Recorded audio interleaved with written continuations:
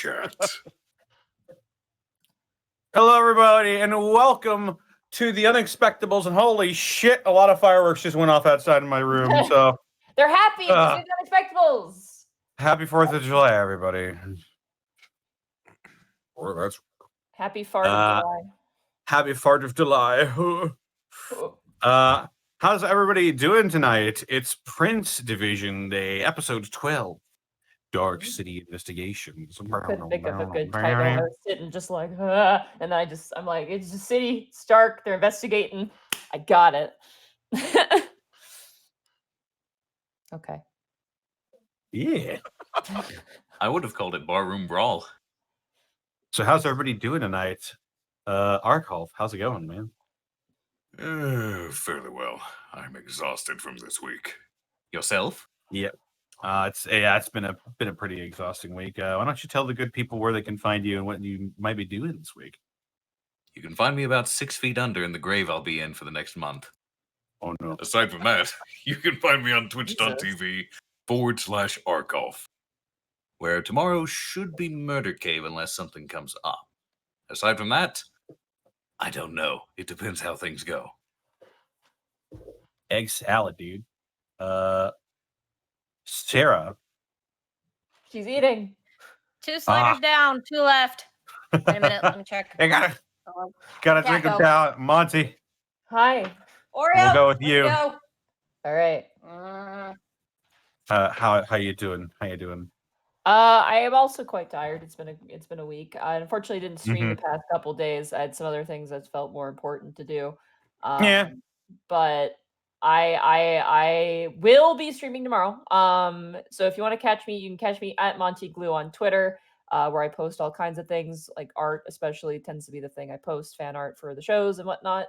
You can also find my announcements and stuff there as well, and my random goings about, like how I spilled pickled asparagus all over myself like an idiot once. That was the worst. It got all over me, got all over the floor, and then I was so defeated. The Goblin had a field day though. Oh, Goblin was like, "Ooh, what's this?" and started licking it. And I'm like, "No!" Just pickled asparagus. I know. I just don't. She has a sensitive stomach, and anything gives her just explosive diarrhea, and it's the worst. So, yes. So you could catch me on Twitter at Monty Glue. You can also find me at twitch.tv/Monty Glue, where tomorrow is the beginning of a huge stream. We're gonna be doing Final Fantasy 9. I have a bunch of new new notifications and some fun stuff like that. So if you've never seen a Final Fantasy game, definitely check that out. And if you want, you can catch it on YouTube because I'm uploading all the parts to YouTube. So definitely check that out because it's like one of my favorite Final Fantasy games, and I think it's the best one to like stream. So yeah, that's all I got. Right on.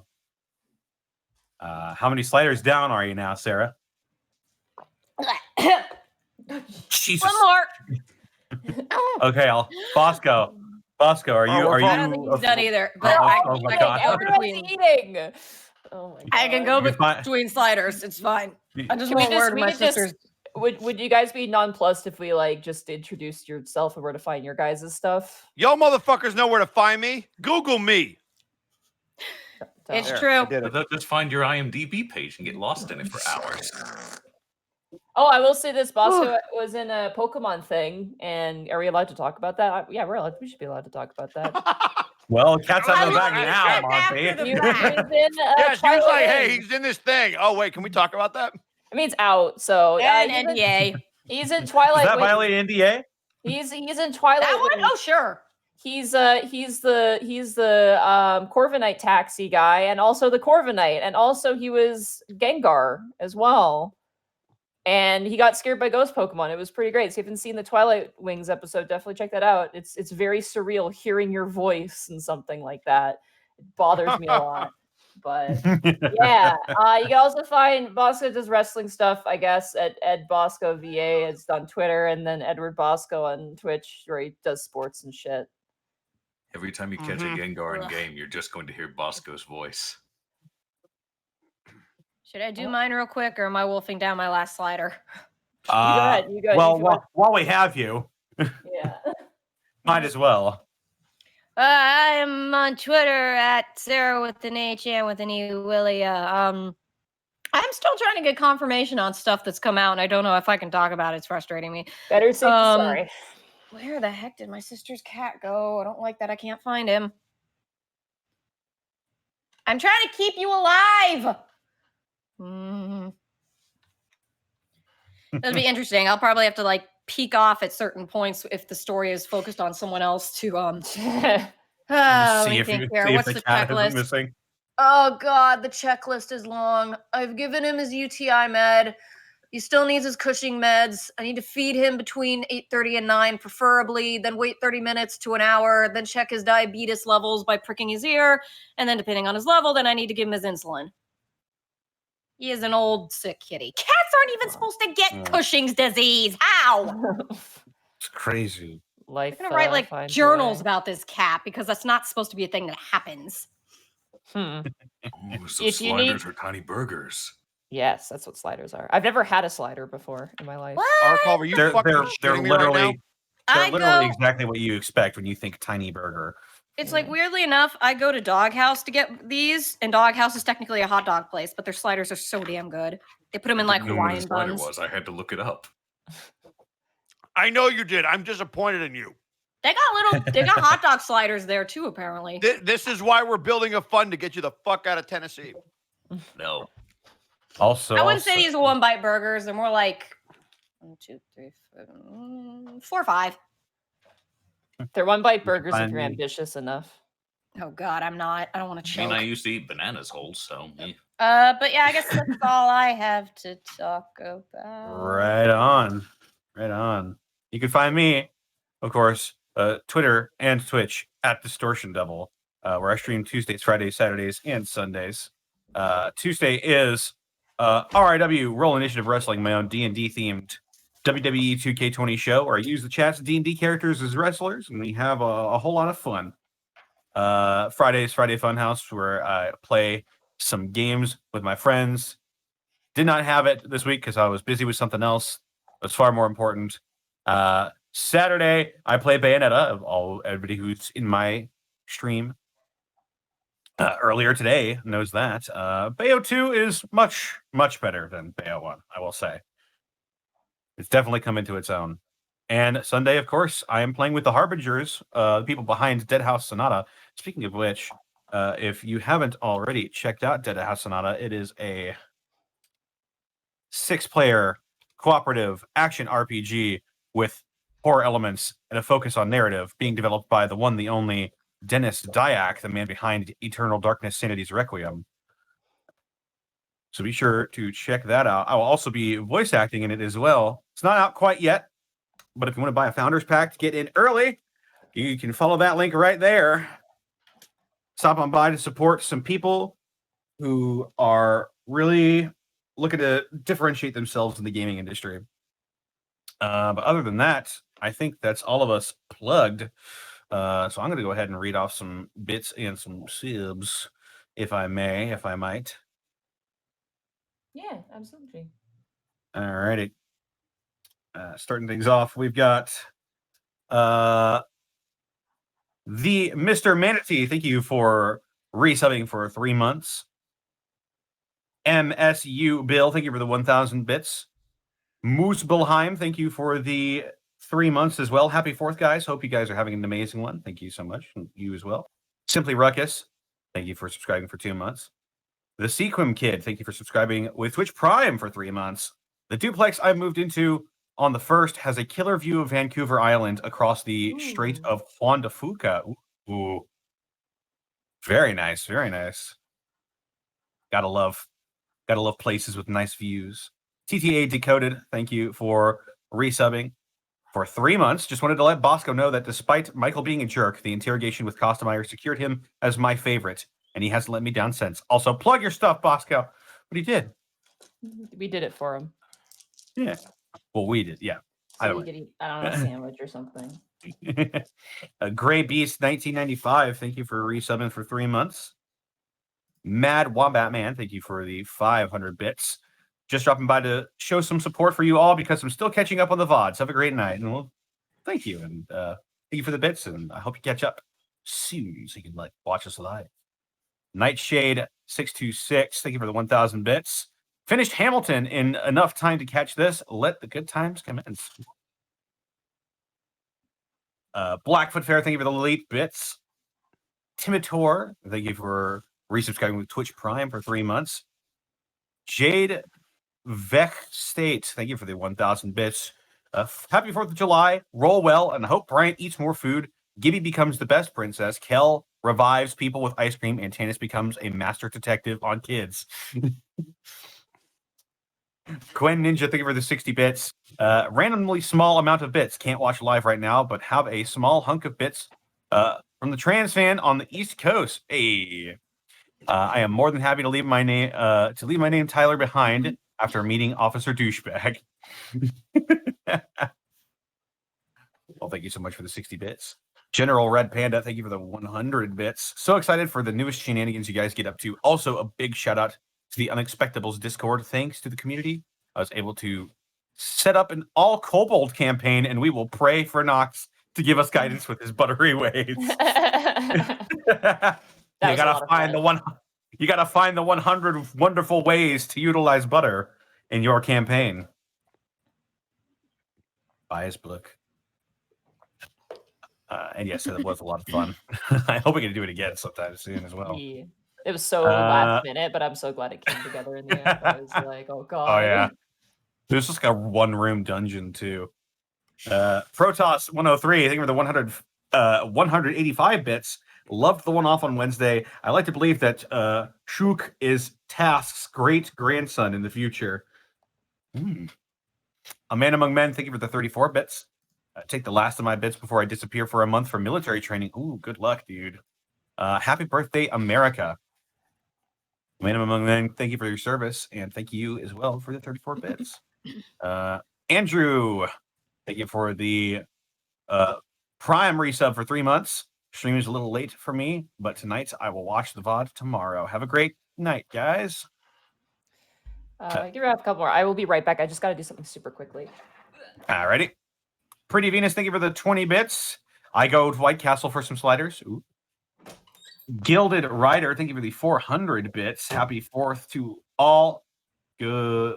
Got some good sleep. Ready for my job. May the dice be in your favor. Thank you so much for your blessing, Gilded Rider.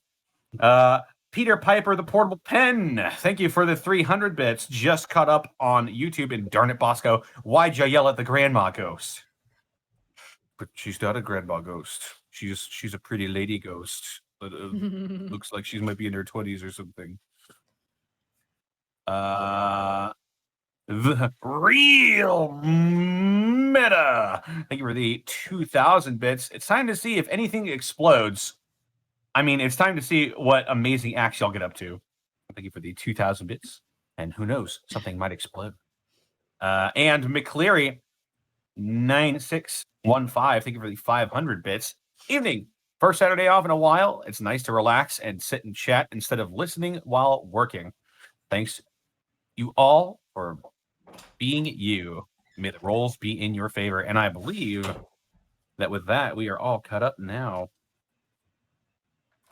All right, I'm back. All right, we're all set here. All right. Yeah, all good to go. Everybody's good to go. Yep. Don't everybody talk at once. Come on, guys. Arkolf, I'm here.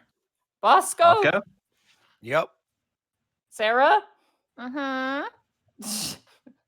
Just being respectfully quiet. I while guess we're listening. ready.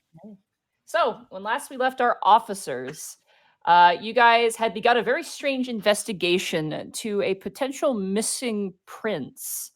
You guys were given a very vague lead from Seji, the son of Quirlech the Bride, a troll boss in the city districts between the Dragon District or the Dragon Ward and the Fiend Ward.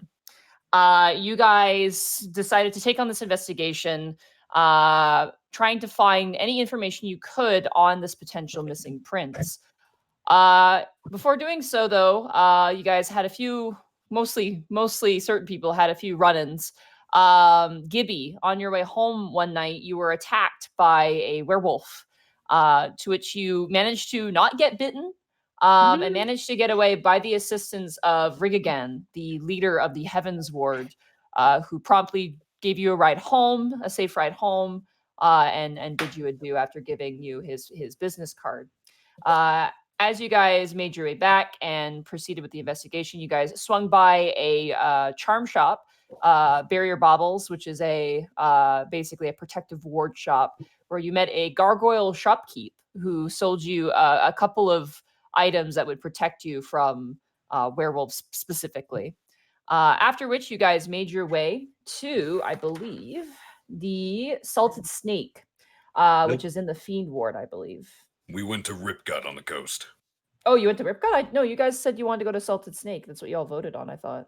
We I- voted No, on we all voted Ripgut. on the I fight thought we pit. voted where on we're the going. Fight Club. Yep. Oh, Yeah, we Well, did vote on the Fight Club. I prepared for the wrong shit, so this is going to be fun. Oh, no! I hadn't noted you guys were going to the Salted Snake, but that's okay. Connor was the only one that wanted to go to the Salted Snake, but the other three of us said the fight pit. That's my Yeah, I fault. got vetoed. I should have made a note of that. Anyway, that's No, fine. you're good. You I guys, trust your ad lib skills. you guys decided to make your way to Ripgut, which is where there is a prevalent fight ring. As you guys make your way to the coastline, you were met with a ogre bodyguard at the front of the door and eventually made your way in. So, as we return to our officers, you guys are now inside of Ripgut, and immediately a smell hits you. What is this smell you speak of? You smell like a metal kind of smell. You smell like gotta guess. sweat. You smell a lot of cigar and cigarette smoke, especially, and other such odors of probably inhaled drugs. And as you guys walk in, this location is dark. The lighting in here is like really, really faulty electrical wiring lighting, kind of amber, umber sort of like lighting that kind of situates around. There are actually several sections of this building as you walk in. It is a warehouse that has been refurbished. It has false walls put up in places. There are tables and chairs that don't match. The chairs being a variety of like lawn furniture or, like taken from like a school or something like that. But they're making it work. Notably, the clientele in here is goblin, bugbear, orc, drow, snurfniblum, which are deep gnomes, Duragar, and a variety of other things you don't really recognize. As you guys immediately walk in, there's a bunch of tables that are kind of propped. You see people drinking and laughing. Notably, everyone looks at you, as you don't see a human elf to speak of. There is a half dragon. There is one half dragon who is a red half dragon, currently sitting at a table with a bunch of bugbears who kind of gives you guys a side glance. Beyond that, as you guys kind of enter, you see that there's a small inset ring. It's very small, and you can currently see a bunch of goblins, about probably 20 goblins, placing bets on giant weasel fights. There are 2 giant weasels just like ripping each other to shreds in these little cages, and they're placing bets on it.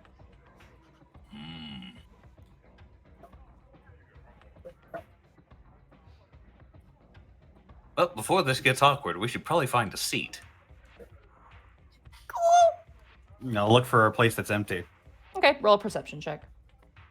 Here I go. Wow. Okay. 22. It's pretty full in the front. As you move towards the back, it kind of loops around and it actually opens up into a bigger space where you see the actual like fist fight ring. It is a wide bowl again that's set into the ground. It's basically like this. The ground that you're on within the actual place, like Ripgut itself, is like a raised platform of wood. And the pit is where they cut out a hole in that platform and like lined it with chain link fence. And that's where people are fighting. You notice as you guys walk past it, there is the stain of blood on the ground. It's muddy and gross. And around this side, the seats here are better. They're nicer seats. Some of the furniture actually matches, and there is a bar as well, like a kind of a cheap bar with like a wine rack on the back with different bottles of liquor. As you guys manage to find a seat for all 4 of you, you guys, I assume, sit down. Yes. Okay. You guys take a seat, and people are really looking at you at this point. You see a couple people whisper to each other. One is like a bugbear, a female bugbear who's missing an eye, who just kind of whispers to another bugbear, kind of pointing you out. And then they kind of, like, the moment you guys turn and look at them, they just kind of turn away and go back to their drinks. I am used to sticking out like a sore thumb, but this is Oh, a sorry. little more exaggerated. Ignore Yeah, I that. wasn't exactly expecting there to basically not be any people like us here. I mean, at the moment, they're not trying to kick us out, so maybe it's just rare that humans come around. And elves. Maybe. I would say keep an eye on the exits just in case. We definitely draw more attention here than I thought. Much more than I expected as well. Above Game Monty, are they specifically looking at the whole group, or is it just the humans and the elves in the group?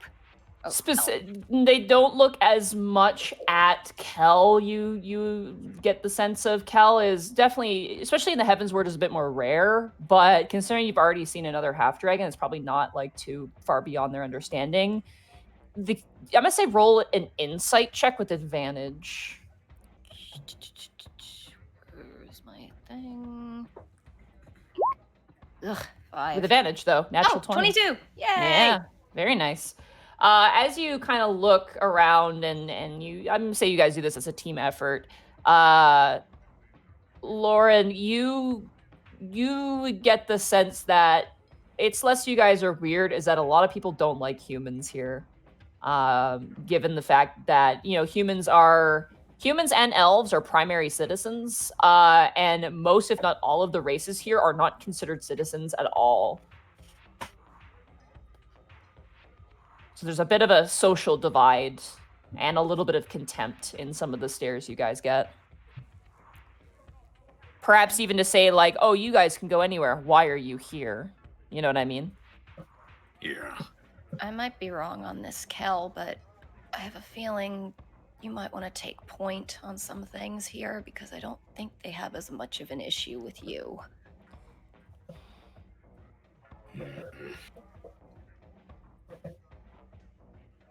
That is fair.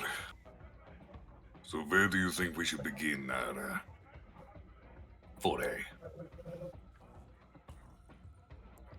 Can I take a look around the room, see if there's anything of particular note, anything that stands out from the crowd? Sure.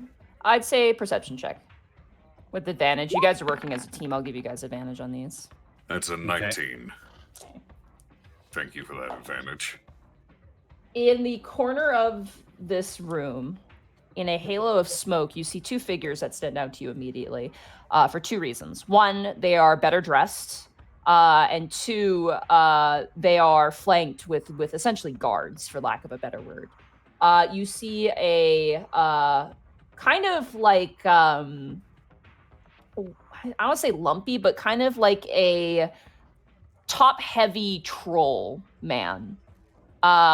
Wearing a long kind of leather jacket, nice shirt, bunch of jewelry, and the hair is kind of done up back in a ponytail, and he's got a set of sunglasses perched on his kind of crooked, lumpy nose. Sitting next to him is an older orc, with somewhat grayed hair. He's got like a cigar in his mouth, and he's wearing a similar suit to what you guys have seen on many other orcs before. This suit, however, is a bit nicer. It's kind of unbuttoned, open. He's got a nice tie, and it looks like he's got some sort of gold, like something in his pocket, his front breast pocket. And you notice as he just kind of takes a shot glass and just kind of throws back a drink and puts it down, and they seem to be in conversation, him and the troll at the moment. And there's a couple other orcs there as well, but they're a little unassuming and just kind of, there as, entourage. Yeah. Well, I see two very important people. Well, important-looking people back there, but considering the number of guards and the way people are reacting to us, probably not a good idea to approach. I hate to say it because I only jokingly mentioned it last time, but we might have to put on a spectacle to win over some folks for talking. That's what I was thinking as well. We might be able to hear something if we participate. Plus, it might get some eyes off of us. Or more importantly, get some eyes on you. What are you ordering? Ooh, what do you have? Yeah. Got bathtub liquor. We got import liquor, wine, cheap wine. It's good though. You walk down, you see a female goblin, older, eye patch over one eye, kind of like a piercing in the lip. Her ears are really long and pointed, and her hair is kind of like a scraggled mess of black, thick hairs, missing in some places. She's wearing a shirt and just some simple pants, and is holding up like a really yellowed piece of paper. Like, it's too big. It looks like she just folded up a piece of paper because she doesn't have a notebook. Do you have any food? You can eat dirt if you want to. I actually tried that once. It was not very appetizing. You're a weird one. All right, what can I get you?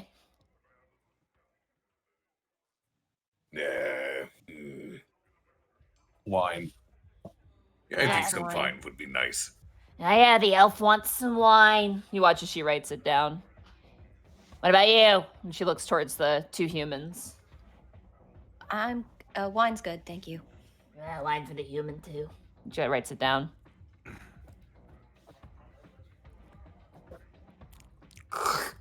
She spits on the ground and turns to the rest of you guys. Do you have grog? Yeah, we got some piss ale. I can get you some piss ale. Yes. You? She turns towards you, Bryant. I'm good right now. She kind of alerts and goes, Tony, get me 2 piss ales! And then she just starts barking orders and, like, steps away. She seemed nice. Also, Oh. we should keep an eye on the ground because I did not see her coming.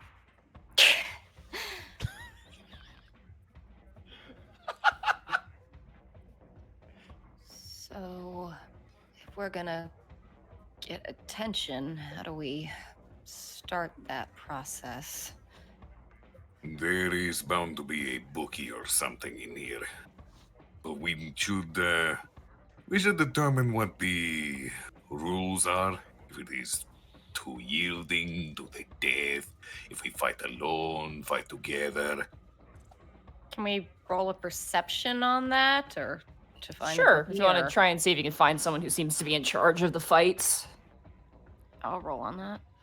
Wait, that needs to go away. Okay. You have advantage. You guys are working together. Ooh. 3, Yeah, you which don't I guess really- is a natural one. Yeah, you guys don't really see anything. You guys are looking around. There's a lot of really rough-looking people in here. So finding a person who looks like he's in charge of the roughness is kind of difficult. What about the fight pit itself? What's It is going on empty. in it currently? There's nothing. It's empty at the moment.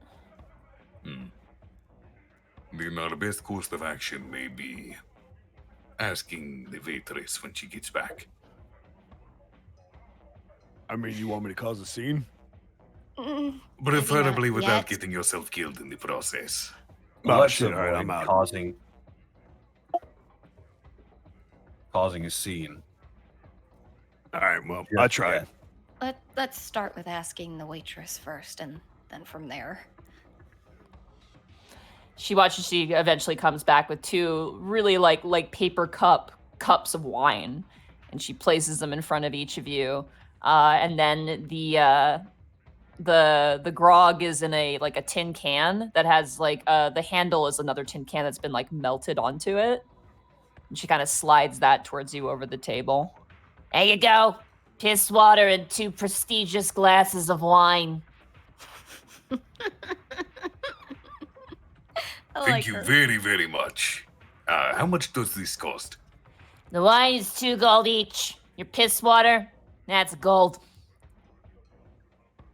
So 5 gold total, right? Yeah.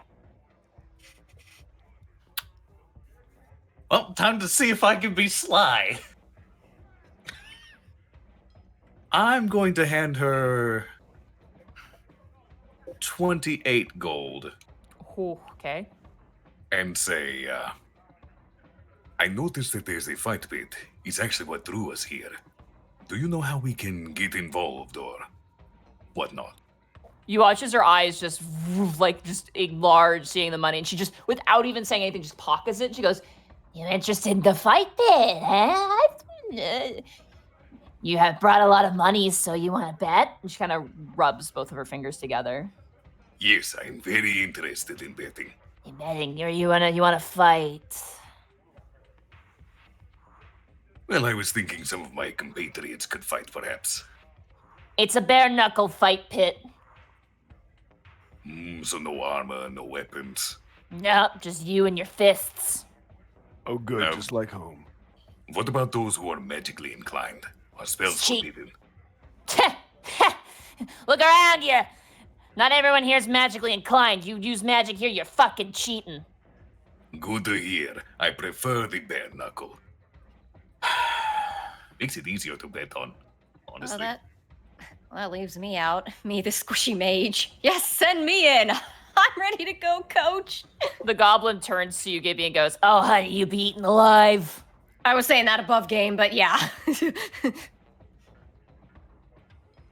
I'm sure a lot of people here would get a kick out of beating the shit out of some humies.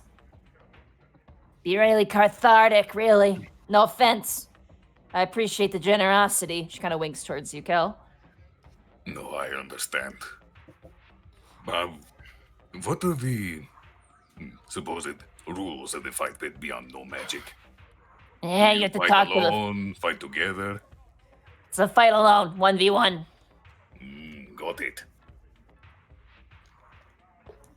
Who do I speak to for that? You want to talk to the bookie. She jubs the phone. You see currently a bugbear with a bandana over his head. He almost looks like a pirate at first glance. He's got a big bushy beard around the face, these long slender ears, those big kind of tusk looking things. He's very tall, very big in terms of muscularity. You currently see him with a book and currently talking to another muscular person at the moment. And she kind of points over to him and goes, "That's Diggs. Just ask him." Will do. And thank you very much for the information. And for your splendid service. Flattery only gets you so far, kid. Nice try. She steps away. I like her eye patch.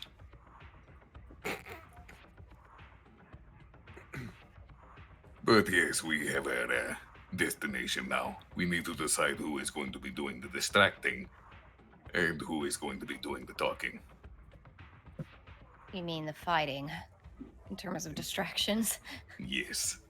I'm not exactly a good talker, so And I'm definitely I not. guess that one for means I'm one-on-one. fighting. I am definitely not one for one-on-one combat. That is up to you. My thoughts were honestly with either you or Bryant. Because Bryant is also not so good at the talking. Wow. We both know it's true. Yeah, but it still hurts when you say it. Like, shit. Pain is temporary.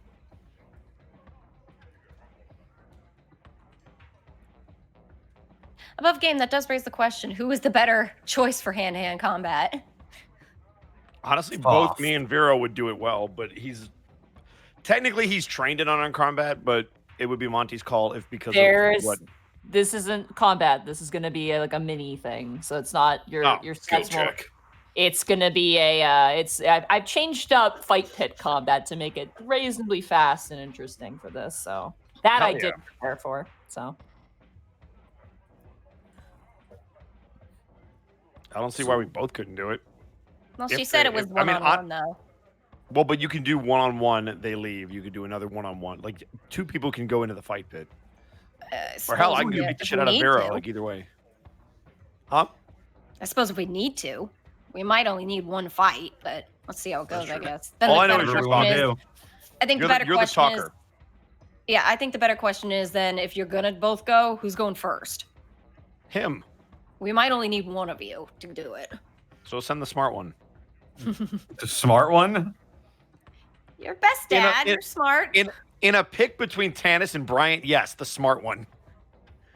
Okay. This thing of like, didn't- look, Janice just I be didn't like, I'm say the one who send- didn't want to come here. I didn't say, like, in a general sense, pick the smart one. I said, between these 2, pick the smart one, which was pretty obvious who that is. All right. Something else we should talk about is how do we even broach the questions we have? What do we want to know exactly? Let's just, like, what do we even want to know? Oh, God, let me go back to my notes again. This is why I asked. Gotta have Probably- a goal before you get to the destination. We probably shouldn't be blunt and be like, so we're like the only citizens in So here. I hear you don't like cops. So I hear there are gangs doing things, huh? Yeah, What's what do that you know all about about? a princess that was taken by the head gang? I mean, we've got a troll sitting with an orc, which is a way to maybe ask about that alliance that the trolls in the orc apparently have now. Tangential topics might be the best. Oh no, for I here. know. Just no good way. I mean, the hard information we need is something about that, probably about that Juma the club, and definitely about the prince. It's the question of how to gently get towards that information. Yeah, like I can't even think of how to broach this subject for the specific information we need.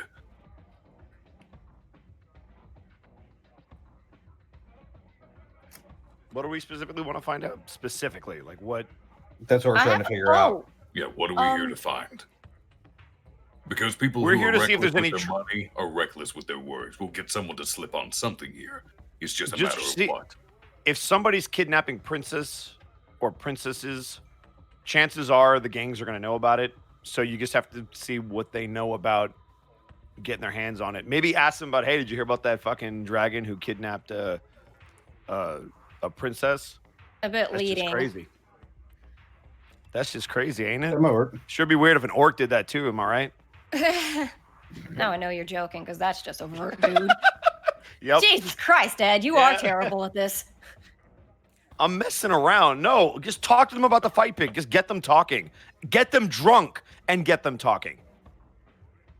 There you go. Buy us some drinks, Cal. Seriously, just start buying people drinks that you think are targets and just let them talk.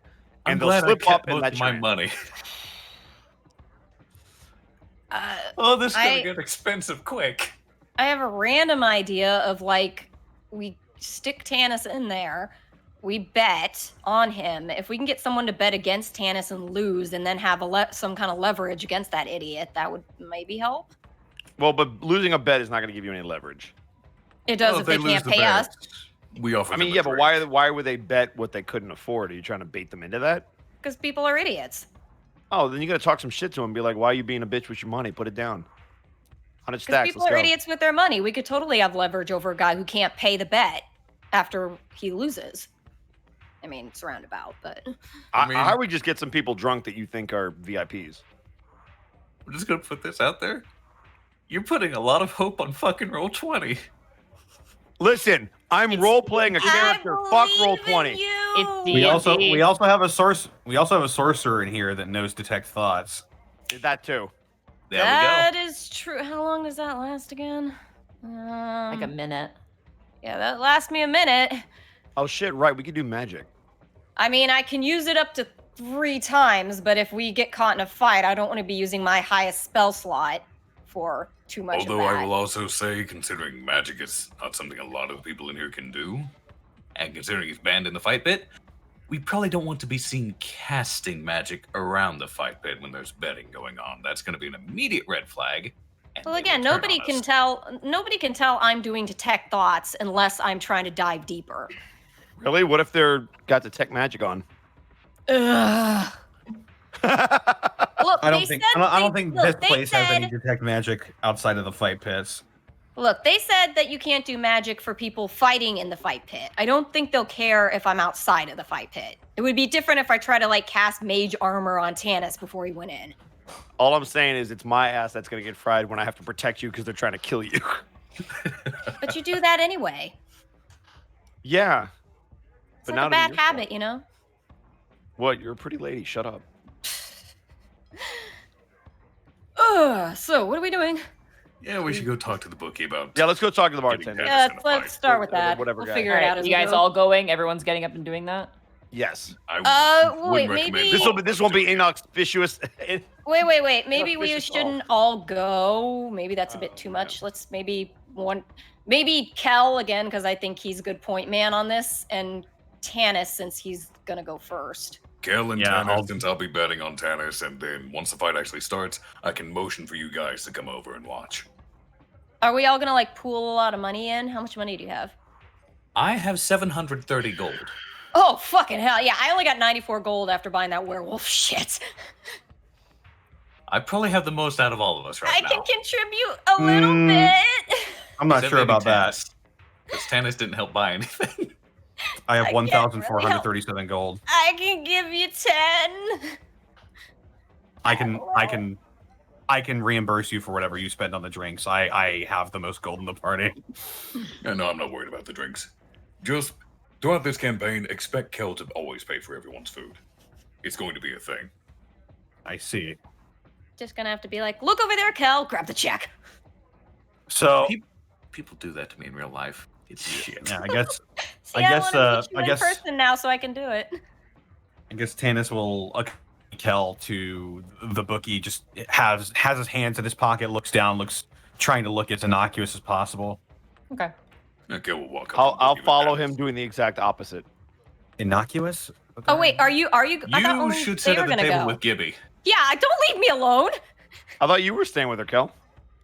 Kel is the Kel one has taking to- point because he's the only one that the people in this bar don't actively hate. Oh, fair enough. If I can I start fighting people and then they'll respect me? Isn't that how that works? I would honestly like to know how that goes, to be honest. Like if I just knock a motherfucker out, like nobody's gonna walk up and be like, "Stupid human, you just Mike Tyson that guy. You stupid. literally I a would, if you morbid- wouldn't kick my ass, I'd call you stupider." There's a morbid part of me that's just like, yeah, just let Bryant go. Let's see what happens. That's what I'm saying. I'm so ready for this, but I'm gonna listen to Tanis. Go ahead. I'll stay with Gibby. Yeah. About to say, starting a bar fight in a room full of bugbears And trolls and orcs is probably a bad idea. Remember what I said about picking between Tanis and Brian and pick the smart one? There you go. All right. That's why you're at the table. Exactly. All right, what do you guys? So Kel and Tanis, you're gonna go talk to the bookie, and then the rest of you guys are gonna stay at the table. Yeah. Okay. All right. So Kel and Tanis, you guys approach the bookie, and he's just kind of noting something down, and his eyes kind of raise up. He seems perplexed by seeing an elf, and kind of cocks his head a little bit as you guys make your way forward. Hey, man. How can evening, gentlemen. How can I be helping you this fine night? So I heard your name was Diggs and that you were the bookie for this lovely fight pit. Yeah, so I manage things in respect to my boss, and he kind of points towards the orc. Ah.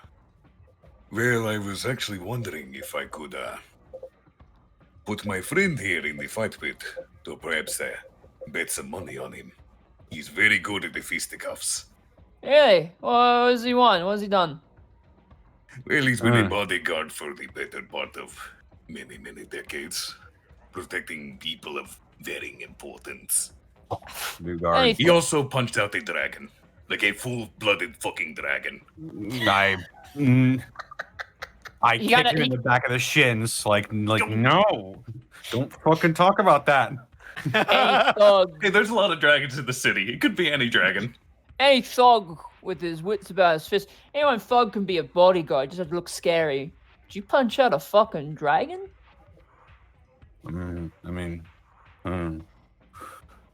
He's just trying to look. He's just trying to look as non-threatening as possible right now. He's just, you know. You will have to forgive him. He is far more focused on the physicality of the fight rather than the fighting with words. It looks like he's asking a fine. girl out on a date or something. Fighting is sacrosanct to my friend here. It is very much like a date. Sometimes we Sakura. date with death. Sakura Don't son. date. Oh my god, let me hit somebody in the face, please. You're not Oh. He hearing really, this. really, really know! likes fighting. I mean, That's I like fucking, but I ain't just gonna get it because I like it. No offense, but he looks like my man could just pick him up and snap him in two and eat him like a sandwich. You want proof? Proof could be a thing. Could have a I demonstration. don't want proof, lads. Or I want entertainment. I want a good fight people can bet on. And I don't think a Twinkie little elf's gonna get that for me. No offense. So Is he insulting. saying? You saying I can't fight? I think you can fight, but you probably fight well. I mean, if you punch out a fucking dragon, probably. But it's one thing to fight well and one thing to fight entertainingly for an audience of spectators. Okay. Do you think you can put on a show, my friend? Uh-huh. Ostentatious like our other friend. Oh. Uh-huh. Uh-huh. Your other friend, you want another fighter? We do have another fighter, but I wanted to see how my friend here would do first. Kind of test the waters before I start betting a lot. Oh shit, here we go. He kind of looks around and goes, "You friends with humans?" A very loud-mouthed human who also loves fighting and lets his mouth do the talking for him to get him in trouble a lot. Yes. Asshole. Tell you what. If you give me the human, I'll take the elf too. And both of them fight. But there's a contract involved. You gotta follow the old bookie's instructions. Understood? What Okay. are these instructions you have in mind? Trade secret, friend. Your fighters will know about it, not you. That is fair enough, because I am fighting. I'm betting, not fighting. Mm-hmm. Alright, well, yeah. You stay here, I will go get our loudmouth friend. And Kel will walk back to the table to fetch Brian. Meanwhile, when at did the Kel- table, Fuck. I'm gonna say Bryant and Gibby, roll a perception check for me. 6. 4. Okay. Is that with assistance? Yeah, that's with assistance. This is easy to notice. One of the tables, not nearby you, but kind of in the same sort of area, you watch as about 4 more orcs load in and sit down at the table. These orcs appear to be younger, and they all kind of sit down and start kind of shooting the shit and laughing and ordering drinks. But beyond that, with that perception check, you don't notice anything else. Dang it.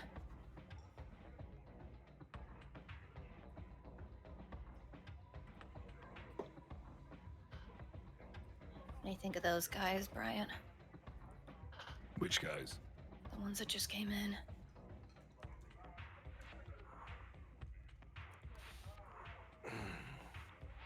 What are they wearing, Monty? Suits. All of them are wearing almost identical suits, yeah. I'll say as you guys kind of watch them, one of the orcs in the group who's kind of got like a, I want to say, like black hair tied back, kind of almost model-like, you know, like models with like, who's that actor who plays Khal Drogo in Game of Thrones? Jason What's his name? Momoa? Momoa, yeah. Yeah. You know how in Aquaman he had his hair kind of down, but it was also kind of done up a little bit? Yeah. Orc has kind of got hair like that. He's younger, definitely. And you watch as completely like disregarding. He points directly at you, Gibby, and then like shoves his buddy and then points towards you again, and his buddy turns and sees you and immediately turns back and then punches his friend in the shoulder, and the friend starts laughing. Oh, they think you're cute. Are you here? Or is he back by now? At this point, yeah, the guys come back and sit down. I think they're probably part of some kind of mafia or gang, to be honest. Dressing all like that, looking like a bunch of douchebags. Yeah, probably. So we actually have news from the bookie. Let me guess, they don't want Tannis to fight. You guessed correctly, but I also got you involved in the fight. I had to say a lot of mean things about you to keep up the act of a hardcore batter. So I apologize for that. Yeah, I'm sure you said a lot of very untrue things about me. They were very mean, yes. But you get to fight, so they specifically would not take Tannis without you fighting. And apparently there's some contract, it's the bookie's instructions. So, complications. So you want me to go make a scene now, or what do you No, want? you and Tannis will be going with me to the bookie and fighting. I guess we'll make a scene in the ring. Oh, yeah. Now I think it would be safe for all of us to travel as a group because you two will be going to fight, and then Gibby is with me to spectate. By the way, Kel, if you want to start with buying people drinks, try to get close to the mafia bros over there. I have a better idea, maybe. Oh, what is your idea? You think they like me, right? I mean, he did just rib his friend to come over here and talk to you. So, yeah. I could work with that. I bet you could. Question is, do you want me to try now, or do you want me to try when you're fighting? Why don't you try when you've got an opportunity? Okay.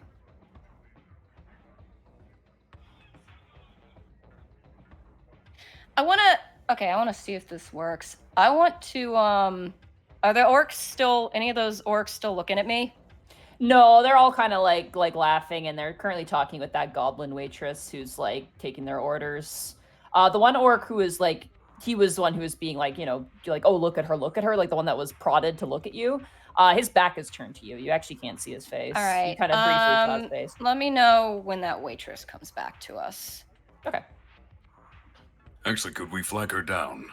Sure, yeah, you guys raise your hand, and she's got her order, and she like turns and goes, "Give me 1 second!" And she turns over and goes, "I need 3 piss waters!" And she starts barking an order out for a while. In And the eventually, intervening time, Kel is going to slip Gibby 30 gold to give to the waitress to pay for their drinks. Yeah. Well, I was thinking of just ordering like for the one that was the big one, like whatever the best shit in the house is. Did you just say with a group of orcs, I'll pay for the big one? No, Nah. the one that was doing the point. I don't know. Oh, the yeah, flirty maybe one. Maybe the Gotcha. whole table's a better idea. Yeah. Pay for all their drinks, and then when they ask who, give them a little wave. Oh no, A wink. I'm with you. Yeah, hell yeah. Shake what your mama gave you. Rock, I make it hot when I take the hook shot. all right. Eventually, the goblin shows back up, and she goes, "What, was the drinks disappointing already?" Oh, they I were was actually very wondering- good.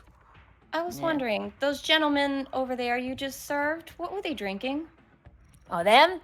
They get the good stuff. The friends of the owner. I want to order a round of that for them. How much would that be? Oh, honey. Honey. That's expensive. Try me. How much? And for the whole round, 4 buds, that'd be about. I never went to school, So she starts counting on her hands. let's say 60 gold. I can do that. They're whiskey boys. They try to be cool. I will give her the 60, which leaves me with 64. Thank you for the extra 30. Eat. Ah. And help her. All right, well, I'll go get them their rounds on. They don't have to put that on their tab, I guess. You watch as she gets up and she goes over. Eventually, she brings glasses of whiskey over, and you see her interact with the orcs, and they look kind of quizzical. And then like she points out you, Gibby, and all four of them turn towards and look at you, Gibby. I'm gonna sort of sidle into Kel's side, but I'm gonna sort of just wave at them. Okay. Very flirtatiously. Okay. And I'm gonna say to Kel, under my breath, I'm gonna say to Kel, "Oh my god, what am I doing?" Roll a charisma check with advantage. Since she's sidling into me, can I discreetly cast guidance? You know what? Sure. Yeah, I'll let that happen. All right. 20 or happening. with guidance, is that 19? That's 20. I'll let you keep this roll. Your technicist will just roll a flat, but I'll give that to you. Roll the guidance. I'd say roll the guidance too. 1d4. Yeah, I'm just gonna double check your character sheet here real quick, just to make sure you don't think you have charisma. Yeah, it is your saving throw. So -2. That's gonna be an 18. So go ahead and roll a d4 for me. Me or Kel? You. Yeah, you.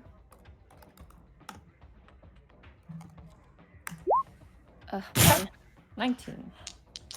So I -2 because you are proficient in saving throws for charisma. You're supposed to just roll a flat charisma belt. You keep the roll. Oh, did I roll the wrong thing? Okay. So 3 of the orcs immediately start laughing, not like guffawing or mocking you. They all start to kind of like kind of laugh as they look towards that one orc who they pointed out, and he I'm gonna say roll an insight on him. Can we all roll it or just her? I'm gonna say just her because he's Okay. looking at her. All right. 17. Nice. All right. You watch as he kind of looks. He's kind of like you get the sense of like he just kind of turns away, scratching the back of his head, just like, oh Jesus. I just under my breath, I'm going, okay, I've set something into motion, so.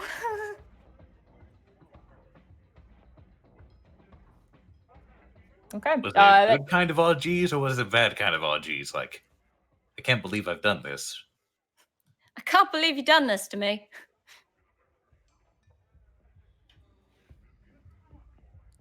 As you guys are sitting there, you see the bookie waving you down, Kel. Brian Tannis, that is our cue. So, Yep, start making my way over with him. Yep. All right. Is Gibby following? Are you, You should are probably you follow. all going? Yep, because Tannis Then- and Brian have to fight. Yeah, You could sit at the table, and I'll try to keep my eye on you. yeah, all right, I think that's actually better. I don't want to cause too much attention. The 3 of you guys go up to the bookie. The bookie is like, oh, I just need them to. You go back and sit down. And you lose your money. I go back, sit down. I don't need. Oh, right, you. you're not supposed to know. Right, You ain't- right, contract, right. Sorry, Yeah. I just wanted to see they got up here, all right. So, Kinda we'll waves go back his to hand. the table. He waves his hand Hey, Rex. dismissively. Yes, You better put all your money on me. I always do. Good. All right, lads, let's go to the back. Not often we get volunteers in the fight pit. Got some plucky young people who think they can take on the best of the best. Come on back. He watches. He opens like almost like a rickety old screen door that leads outside of the building to another, like a shed, essentially outside. Hmm. Yeah, that's not suspicious.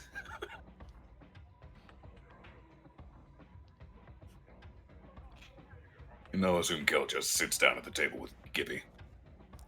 So I'm not gonna lie to you, blood's gonna be spilt, noses will be broken, limbs probably snapped.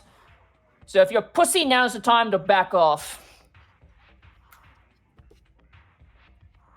Oh, I'm sorry. Is this the part where you Damn. try to intimidate us? Because that's like grade schooler. Are you kidding me? Hans just looks at Brian. It's a fucking fight. Of course you're gonna break some bones. You do what you got to do to win. If you don't leave with a broken nose, you didn't fucking fight. That's what Yeah. I'm talking about. He kind of chews on his mouth a little bit and opens up the door into this this shed. Inside, the competition is formidable. There are, I'm gonna say there's like 2 giant fucking orcs, like young orcs who are probably in their absolute prime. There are also a bugbear, a female bugbear. There is an ogre. There is no troll, surprisingly. And basically that's it. There's only a few fighters. There's not a lot of fighters. Notably, in the corner of the room is a cage with a tarp over it. And you watch as everyone kind of stands up a moment, seeing the bookie, and stands in a circle, and everyone gives a look towards you. And he turns and goes, hey, it's a fresh blood. What's your fight name? Squirrel. They all start laughing. Really, dude? The fucking squirrel, one of the orcs says, kind of laughing. Fucking what are you gonna do? Eat a fucking nut? This just points back to his ponytail. He points back to his ponytail. It kind of looks like a squirrel tail. Squirrel. So they call me. You couldn't call yourself rat tail or something like cool? Like that sounds like you're dangerous. Like at least a rat can bite me. What the fuck is a squirrel gonna do? Rat tail doesn't sound cool. Sounds Rat better than tail fucking cool. squirrel. Oh. People, just be a quick round. I'll put him down as squirrel if he's fucking funny. All right, squirrel. Yeah. Hey, what about you? You seem to have a better head on your shoulders for this sort of thing. I do. You're gonna want to put down winner. That's WINNER. Yeah, you're fucking cute. Think of an actual name. Something that impresses us. Oh, something impresses you? I don't know. Hey, orc bros. The fuck they call you? I ain't your bro, one of them says. They don't like you. They're not looking at you with any sort of friendliness. That's fine. I'm trying to be friendly. I'm trying to be nice out here. You went to school. Think of something smart, Humie. Something smart. Oh, man. Something smart. Something intimidating.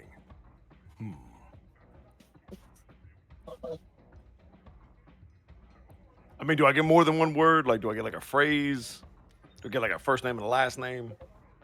Jesus Christ. Can you stop running your mouth? Just think of a name or I'll pick one for you. All right, call me, oh, I remember that character from that movie. Call me Blade. That was a good movie. Blade. All right. How about, actually, I have a better idea. Jackknife. Can we say that? I'll take Jack. I will take Jack. Oh, call me Mad Jack. Nah, Jackknife. We like Jackknife. They all kind of nod. Fucking, you don't even get to, am I picking this name or what? You said knife, so we thought it'd be better. Jackknife has really got a oomph to it, you know? Yeah, but that's like an actual thing. But like Mad Jack sounds like a fucking crazy pumpkin. You want a fucking fight or do you not want to fight, motherfucker? Fine, they can call me Jackknife. All right. When I choke somebody out, it'll be called the Mad Jack. I don't. Now listen up, boys and girls. We got a special guest in the audience tonight. Uzul Ig is here. And he's a good friend of the Baron. Now my boss, Jojen. Alright? Jojen? Yeah, Jojen. What was the name of the friend of the Baron again? Jojen. Uzul Ig. I will type that out for you. Ig. Uzul Ig.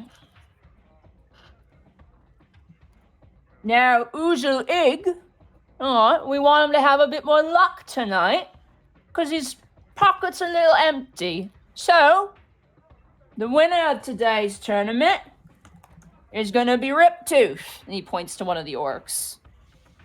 Uzul's got us favor for it, and y'all are going to play nice into a Red Ring's favor, including the new bloods. You ain't here to win. You're here to be entertaining and fight and make us some coin. You understand? I'm gonna raise my hand. Looks at Brian. I'm gonna raise my hand. What do you want? You want to run your mouth some more? No, I was gonna ask a question. Am I allowed to ask a question? You can ask one question. What do you want to know? Okay. Do you need us to throw the fight because he sucks? They all kind of laugh. And you watch as the orc kind of like snorts and kind of like makes a move towards you, but the bookie puts up a hand and goes, "You're not careful. This might be to the death, son." All right. Oh no. And our final combatant, he walks over to the cage and pats it, is a, I think we'll add a nice little cherry on top of the piece cake between the trolls and the orcs. A mutual enemy to be destroyed in a thought ring. And he pats the cage. But that's a surprise. So. Can I try to look in that cage and see what's in there? It's covered in a tarp. So unless you have X-ray vision, unfortunately, no. Oh, I do have elves good get hearing, that? though. Can I? Can I hear what's in the cage? Can I hear? Elven ears here. Sure. Perception with disadvantage. Here I go. Yeah. I'm sure this won't end badly. Okay. 11? That's actually not bad. Yeah, you don't hear anything, unfortunately. I'm gonna die. I'm gonna die. I think the elf will make for a good round, nice little cleanup. And then the Umi, alright? I mean, anyone likes watching a Humi get beaten up, and they all kind of laugh. Feels a little cathartic. Alright, let me get the turning rounds up. Hey, yo, Tanis. Huh? This bookie talks a lot of shit for a guy who can't throw a punch. You ever You notice watch- that it's the people that can't fight that talk the most? It's crazy. You watch as a fist grabs you and pulls you really close, up to his face. You can almost touch his teeth.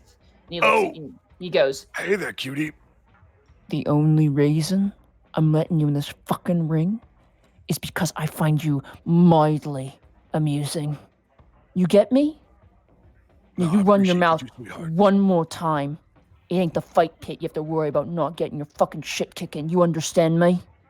You're on our turf. This ain't no Heaven's Ward or Central District, alright? We run Yep. this shit." Yep. He lets you You go. let go of my thanks. Alright. First up in the round is, and he kind of begins to talk about the tourney rounds. Meanwhile, in the bar. Do, do, do, do, do. Do, do, do, do. Damn it, Gil. One of the orcs at the table stands up and makes his way over to your table. The one with the Jason hair, I'll say. The Is this Jason the one hair. that's getting, I forget, is this the one getting shit for liking me, No, apparently? this is the one who pointed you out in the first place. Okay. He gets up, and the moment he gets up, the other orc who is like, you watch as he's just like, like just kind of grabs him to stop him, but he kind of like shoves his hand back and kind of like points towards him and walks towards you immediately. And he sits down next to you and puts an arm around you, Gibby. I just internally am like, then I'm like, Hello? uh, What's hey, your name? Lori. Lori. That's a nice human name. Lori, you ever date an orc? I'm finding these days I'm looking at new experiences, hence why we're here. I gesture to Cal. Kelly here is quite accommodating and showing us new things. Yeah. You new in the city? It's very, very exciting. A little boring where I am. That's why we asked him to show us some of the more interesting places. Inside, I'm just Yeah. being like, what am I saying? What am I saying? Oh my god! Reports. You watch as his tongue kind of goes up one of his tusks as he kind of looks down to you and he goes, "Really? So, and you come to the Fiend War, that's a bit of a jump. If you ask me, you're a brave woman, I'd say so. Orcs like that in women." That is just what I was going for. I sort of Really? gesture towards his friend, be like, your friend seems shy. It does some shy, alright? Hey, how about you come with me tonight? Hang out with the boys. I can show you why there's half-orcs in the world, eh? Oh, that's a bad pickup line. Eventually, as you're kind of standing there sweating, you hear heavy footsteps and you see that other orc originally kind of grabs his shoulder and goes, "Hey," and he's like, "Oh, you're finally not being shy. Fuck off, leave them alone." "Oh, come on, Durzup, I was just having a jab." "Go fucking sit down."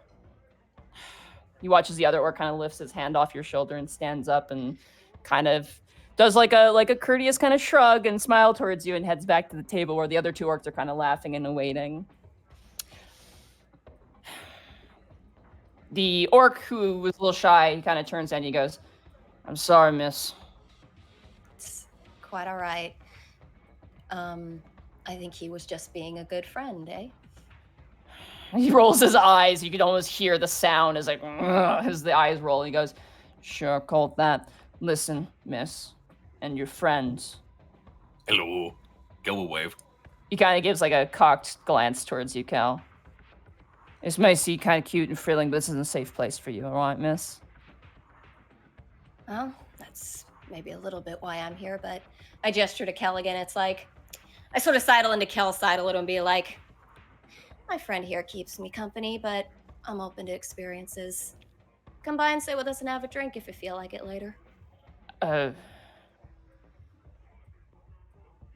He kind of strokes his chin. You are quite welcome.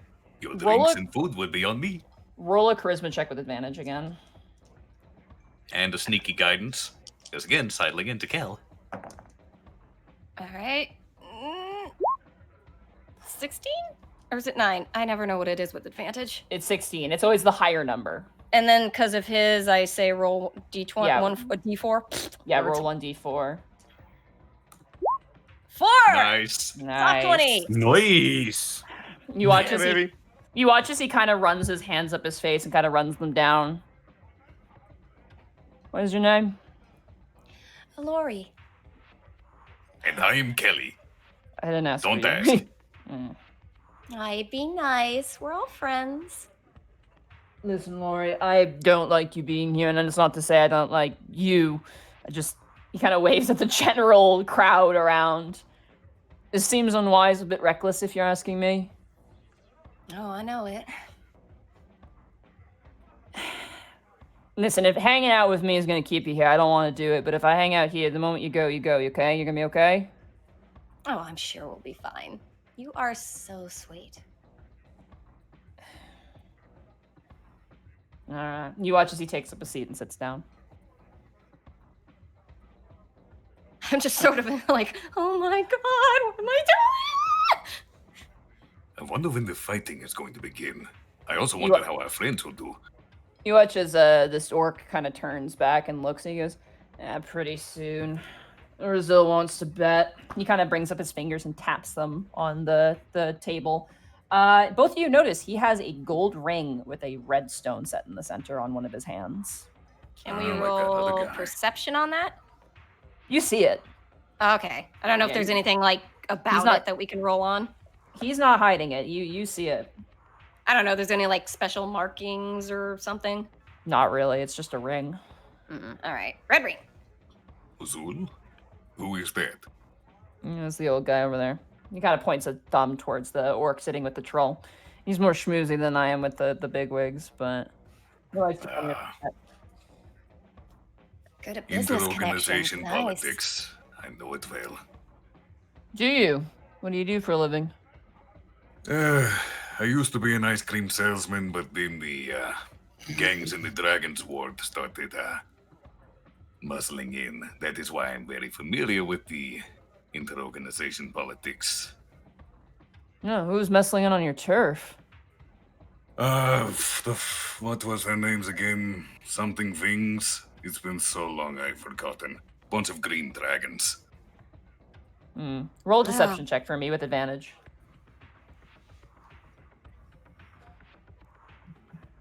Rolling. The advantage is for a factor you don't know. 19. Ooh. That's rough, buddy. Sorry about that. It If is you what don't- it is. If you don't like gangs and infighting, I'd recommend staying away from the Fiend Ward if I were you. Unless you're in the higher places. We recommend the casino, though. The Stronghold, nice place to go. Leave some stress. I've heard about this stronghold. I heard it's very nice. Yeah. One of the nicest building in the ward. Honestly, the nicest building in the ward. Good gambling, good food, good drink. Nice place. That would be a more suitable place, I think, for you two. That Most is likely. fair, I suppose. Of course, then we wouldn't get to meet you, would we? He kind of gives you a smile. And now that he's smiled at you, this orc looks like this. Oh, Oh. What am I looking at? apparently Where? art is What? coming. What?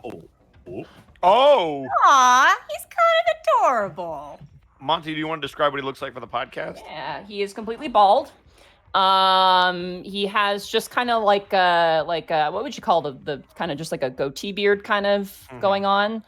He's got two really large tusks, kind of a scar going over one of the eyebrows, pointed ears, just generally just an orc. He's young, kind of brutish in nature, but he's a bit handsome too. He's kind of adorable.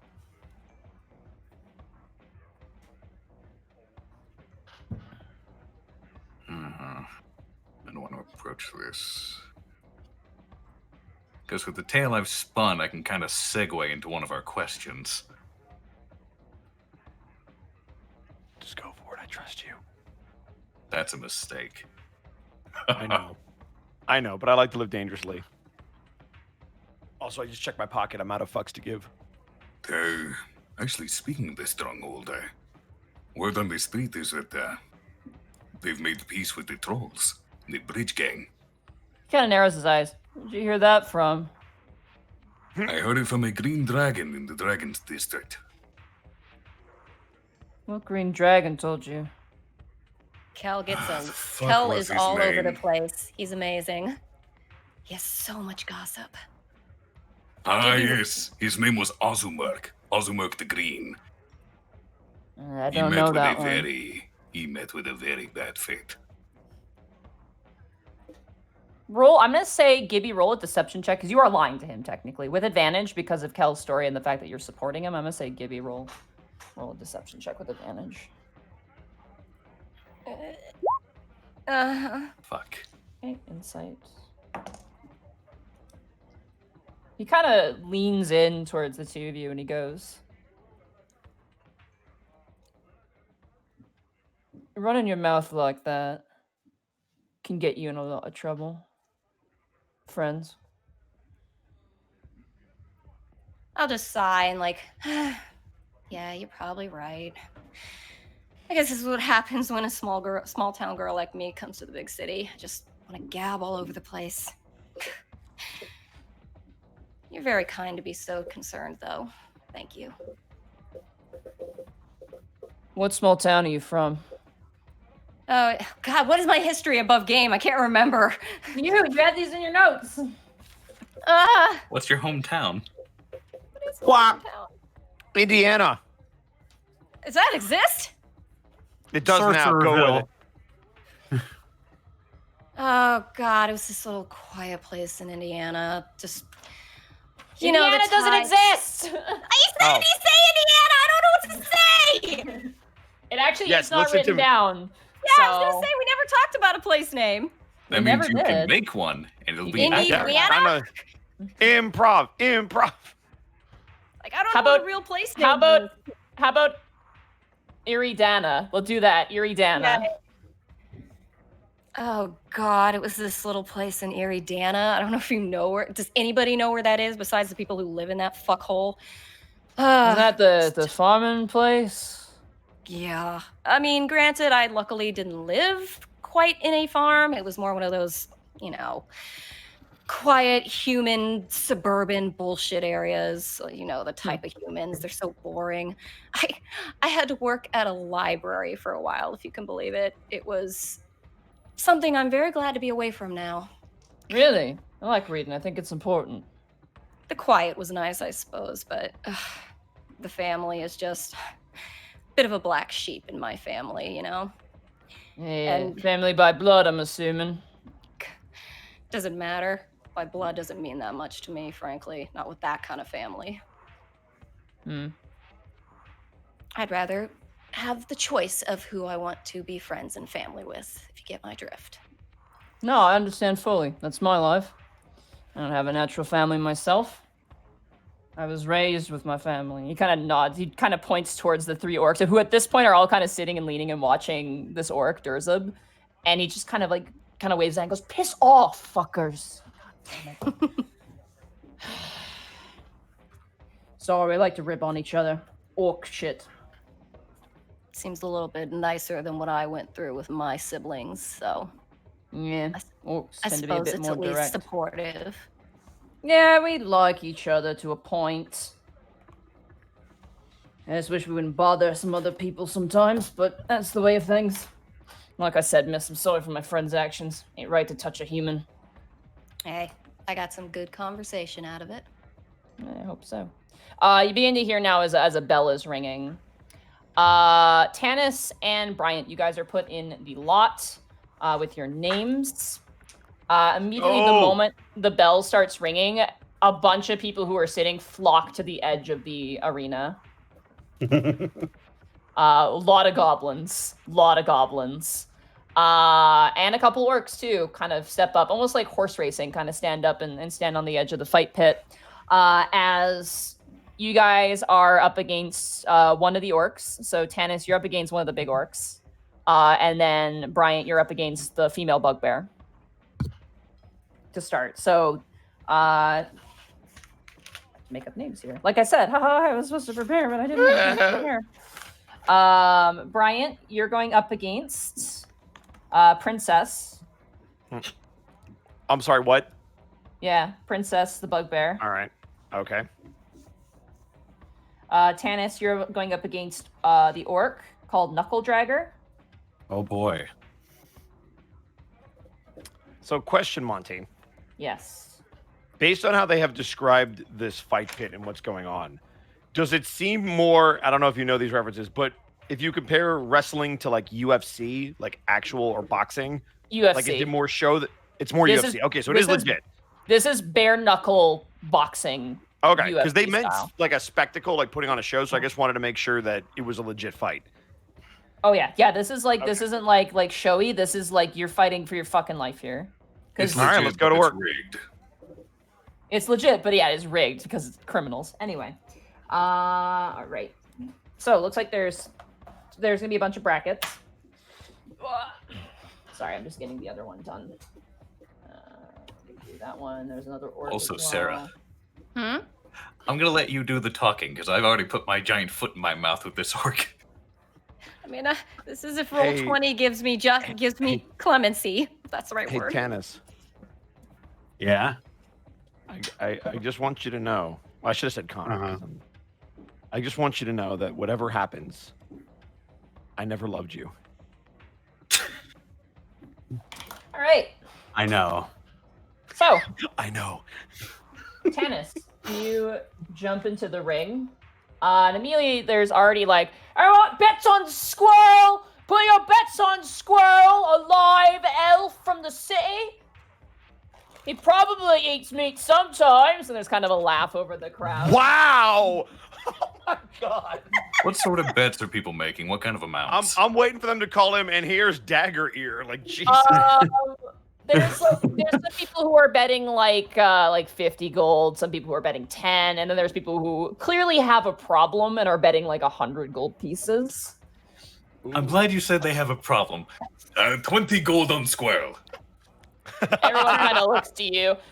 You and like one really weird, like probably is on something goblin. It's like, hey, I'm out for squirrel. Kind of like throws down some money too. See, they know. I'll They be believe like, in the bushy tail. what did you do, Cal? I put 20 gold on squirrel, which is Tanis. I'll be like, I'm putting 10 gold on the squirrel. I'll turn to our friend. Are you gonna bet too? Gambling's a loser's game. Aw. Question your choices, though. You sure? Oh, you Yeah, are, Tanis gonna just have- turns around and gives them both a thumbs up, no expression. you are in for a treat. You know, Somebody go and get their ass kicked. You watch Somebody as go and get their wig split. Because watch he is his- very fast. you watch as he kind of goes into one of his pockets and pulls out some money, and he goes, you know, I'm gonna have some fun. Put 5 down on your squirrel. If I'm out 5 gold pieces, and so be it. Haven't Tell you bet what, in if he years. doesn't deliver, I will give you that 5 back. If I feel no, this fail, no. you will double your money. I'll take your money. Double or nothing. We want to have a lot of fun tonight. I got 5 on it. Myself. All right. So, and then you watch as the other orc, this big orc, Kind of has big mutton chops. Clearly his nose is healed wrong multiple times. His jaw is somewhat slacked on one side, and he's missing an ear. Kind of just boom, lands in the pit. The pit is muddy. It's like silty. It's like sand from probably just from the ocean nearby. There's like old stepped on like plant life that was once there. It's all kind of gone now. There's some rocks and stuff. And also, clearly there's been a lot of bleeding here, and a lot of the ground is stained. This orc kind of lands into the pit. He definitely stands a good 2 heads taller than you. He's a big guy. These orcs are quite big. And you watch as the bookie goes around and goes, all right, we got Knuckle Dragger, 5-time champion, prime fighter, known as the master of fisticuffs. Please put your bets in. In the moment, like he starts, like people are just like betting tons of money. People are like throwing in hundreds of gold pieces and stuff like that. Notably, Kel, as you're watching, the orc sitting in the corner with the troll doesn't bet a thing. He just kind of sits there and watches. Did I roll an insight? Sure, with disadvantage because you don't know what's going on. Yeah. That is 11. He doesn't seem interested in this fight. That is fair. I assume this is the one that Bryant is fighting. What? No, I'm fighting the lady. This is Tanis. This is Tanis. Oh, Tanis, right. So, Yeah, no more bets. Tanis is in Me the pit. squirrel boy. You're like, make it 30. All right, so I put 20 on Tanis. you watch as the bookie collects all the gold. He steps atop the fight pit, and he's just like, all right, gentlemen, let's have a nice, clean fight. And then everyone in the bar kind of laughs. He goes, yeah, I'm just fucking kidding. Eviscerate each other. Let's see who stands last.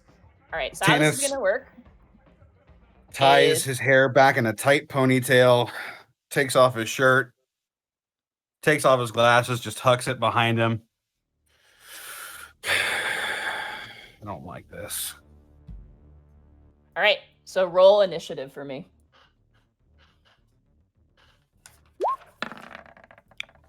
21. Okay. So this is how this is going to work. You have 20 hit points right now in this fight, Okay. and so does your opponent. You can only use unarmed attacks.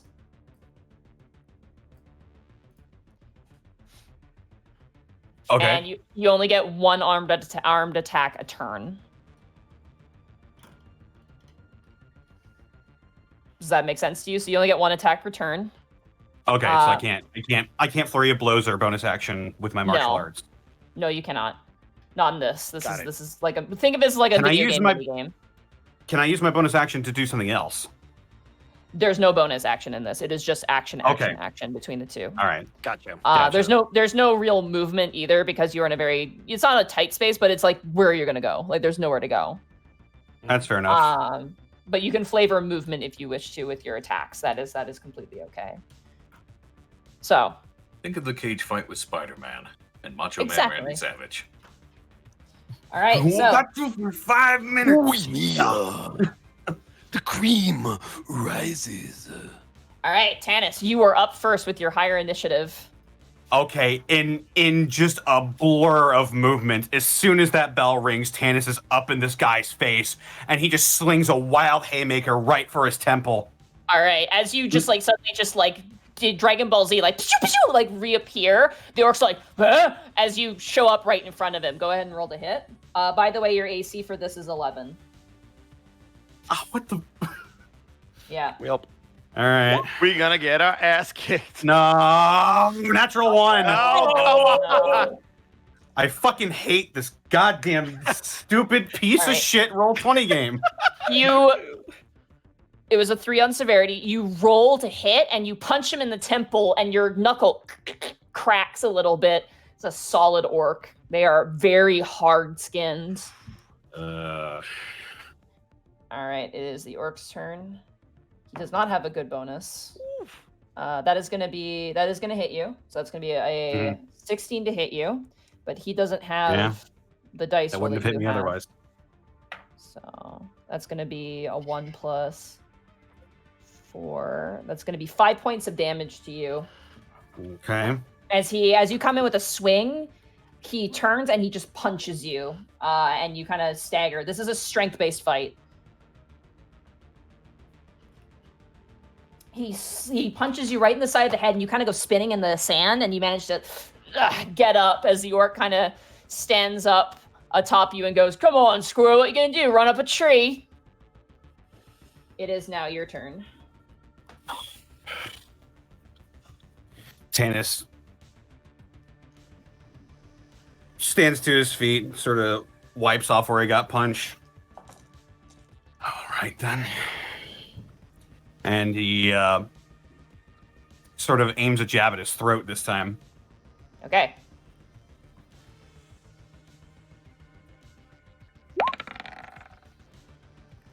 That'll hit. 23. Go ahead and roll damage. Nice. 7 bludgeoning. How do you want to flavor this?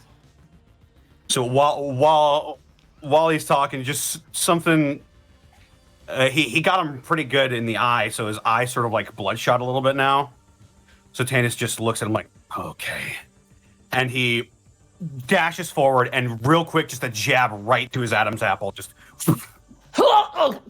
he kind of grips his neck and staggers back as he kind of runs and charges towards you.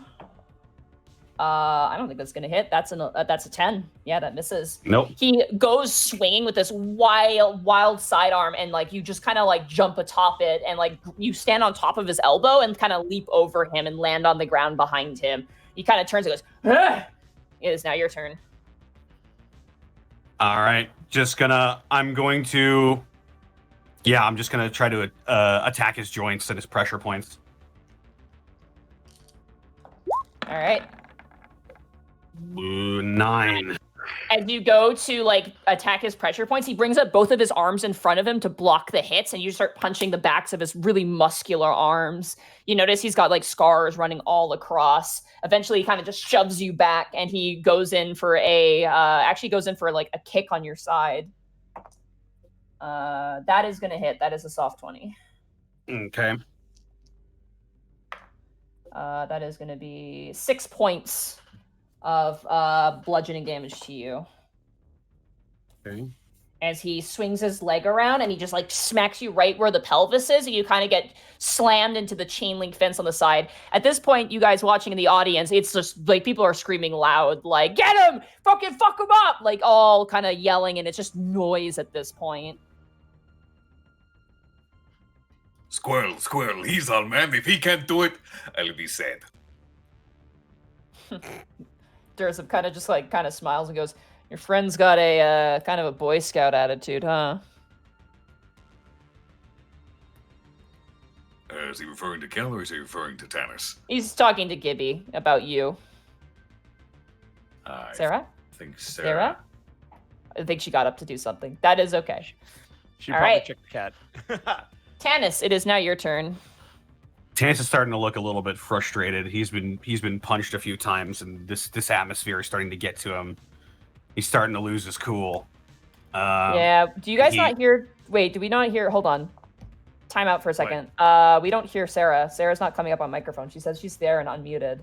Hello? Oh, there she There is. you are. Oh, there we go. How Sarah? are you? Hello. Hello? Hello? Yeah, Do you hear we us? can hear you. Hear you? You hear me? Yeah. Yes, we do. Yeah. Oh no. Yeah, but now my recording's fucked. Oh, is it? Oh, what happened? Boy. What did you do? The mic got unhooked somehow, and I don't understand why. All right. We'll resync. We can just Damn it, resync. all So the hell. This is just why we say- use this other mic so it doesn't happen. just save the audio you have, and we'll just resync. It's completely fine. So all of us save what we have?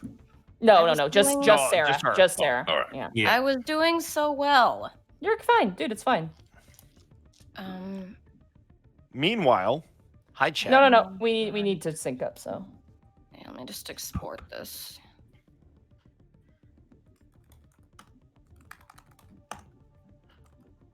There's so many fireworks going on. Yeah, I don't hear 'em. those. Like, they have been non-stop. Yeah, they're just banging outside the wall. Like, I don't understand why it even did that. Make Who sure knows? my It's technology. input is still that. Good. All right. I may need to reopen Audacity because it gets finicky when you re-plug in something.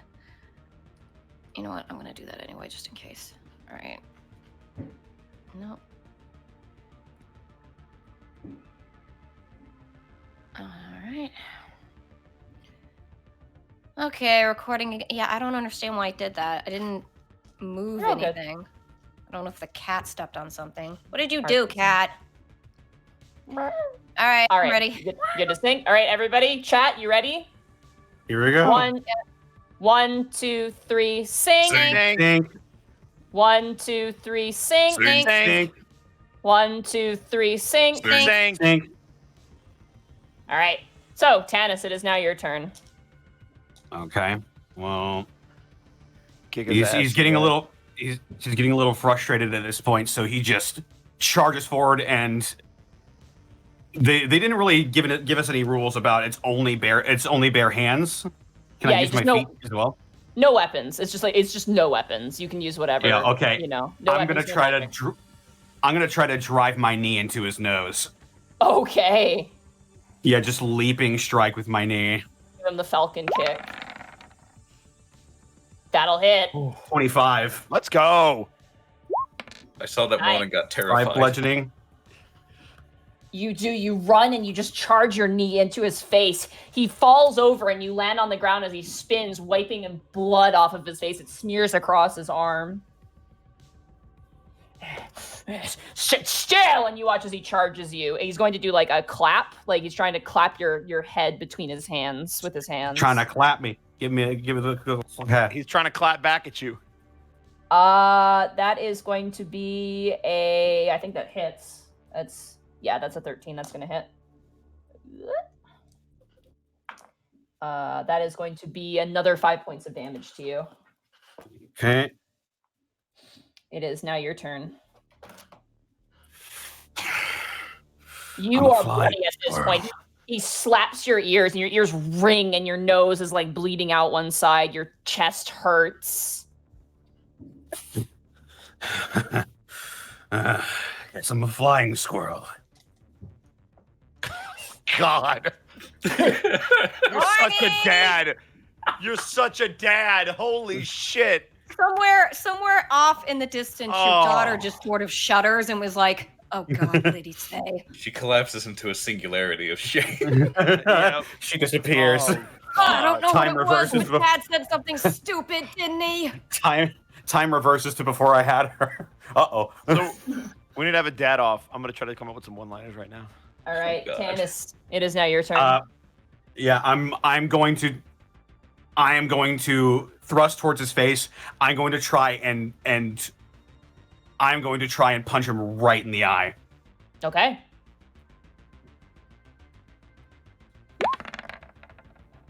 Uh, 16. That hits. Go ahead and roll damage. 5. Pretty good. You managed to clock him right in the face. The problem is his brow is really pronounced, and that kind of protects him a bit. But he is looking messed up. You punch him right in the eye. You can even see it. It's going to bruise and probably swell over in the morning for sure as he staggers back and grips his face, and he comes charging at you. Am I funny now? Ooh, not funny at all. 8. That misses you. He kind of roars and charges at you, and you kind of just leap over top of him, like kind of hitting the back of his head and jumping over top and landing in the pit as he kind of collides into the chain link on the sides, and everyone above goes, "Oh!" as he crashes in. And some person on the other side is like, "You're gonna lose me a lot of money! Fucking get in there!" Like yelling at this guy as he kind of spins around towards you. He seems very upset. Depth All right. perception. You miss it when it's gone. All right, I'm gonna just delay my strike just a bit for him to throw another punch, and then I thrust forward, trying to flavor this the way I want to. Come on, 17. Nice. That hits. So he throws a punch towards me. I duck out of the way, and just as hard as I can, I punch him right in the elbow. Okay. I'm gonna try to break his arm. Go ahead and roll damage. Oh, fuck 8 you. bludgeoning. That's Yeah. overkill. That is overkill. You grab his elbow and you punch it, and everything, all the noise around you goes quiet as you hear a snapping noise as the orc falls to the ground and just starts screaming out in pain, grabbing his arm and writhing in the sand. The audience is like aghast, and people are screaming and cheering and freaking out. The one. Yeah? Like, What do you think about that? you watch as Whoa. the bookie goes 1, 2, 3. The squirrel is the winner. And immediately there's just an uproar, and people are like arguing and yelling, and like the people who did bet on you are like, oh hell yeah, as the pool is divided. So, how much money did we make? Kel, you gave how much? I gave 20. Gibby Okay. gave 10. 10. And our orc friend bet 5. All right. So, for the sake of this and the sake of ease, you guys all get double back. So, Kel, you get 40. Gibby, you get 20, and your orc friend gets 10. You see, he might call himself the squirrel, but that is not the whole name. But he'll The bust flying your squirrel, nuts. The demon squirrel. The terror of the skies. Slightly more threatening, but yeah, sure. I don't think My threatening. fight money! Alrighty. I kneel down towards him while he's riding on the ground and just go like, good fight, man.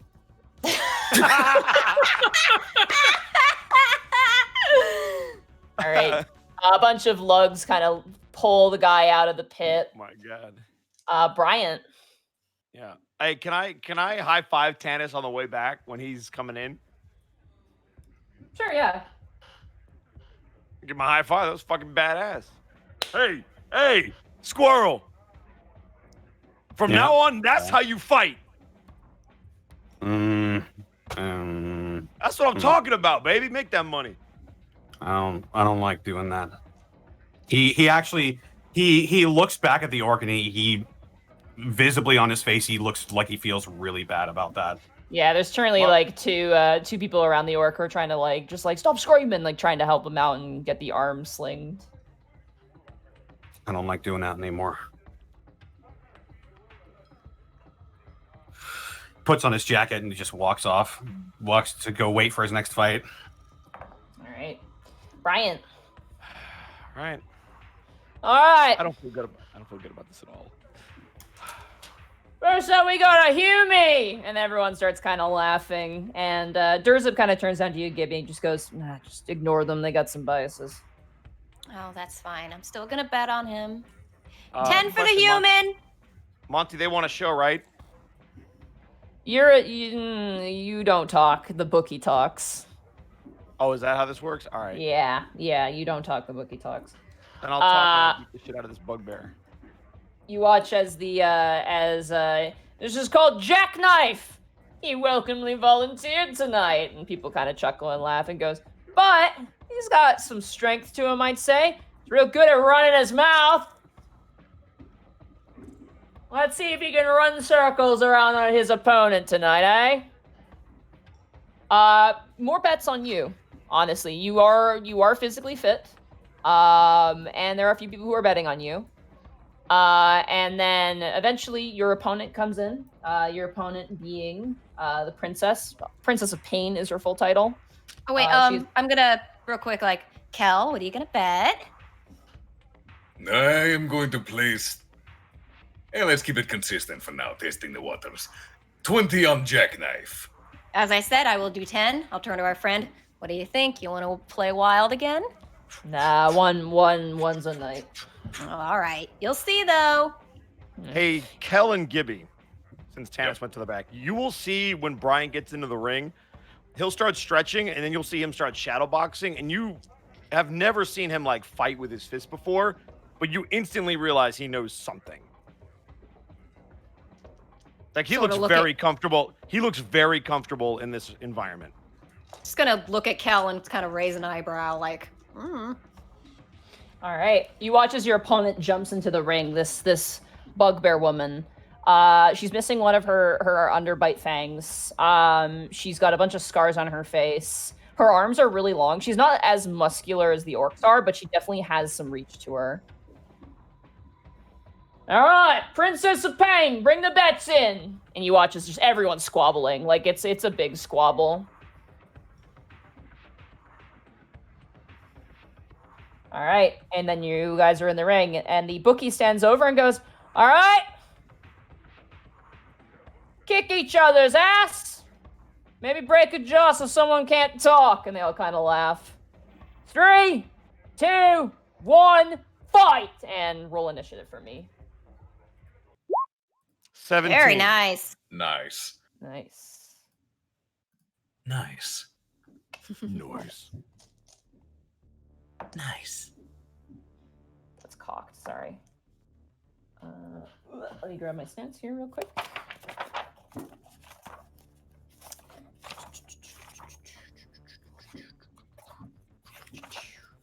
Where are you?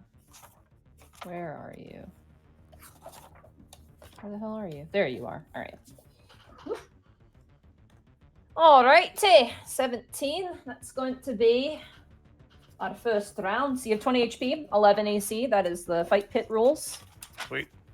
That's just to make it more stressful and more fair and not a sweep on one end. And then damage D4 plus strength for unarmed. Yeah, D4 plus strength for unarmed. All right, I already built it into the character sheet, so I'm good to go. Alright. Okay, sorry, I'm just writing down the health pools here. Now you're good. Alright. Bryant, you were up first. All right. Brian is going to start moving around the cage. Does this person look like they have agility, or are they all size and speed, or all strength and power? I'm gonna say for you, insight with advantage because of your backstory. Okay. Ha! 9. 9. Looks like a mix of both, if you had to guess. Okay. Ground game or strike game? I don't Like know what that submissions or means. like... Oh, this is like till Alright. someone just can't fucking fight anymore. Oh, no, I mean, like, what do they look like? They want to try to take me on the ground? Do they want to, like, just close my head off? Like, I'm trying to gauge how they're looking to come at me. I'll say with that insight, you have no idea. Okay, got it. Well, then what I'm going to do, I'm going to throw just a couple of quick jabs. Just to Alright. soften them up.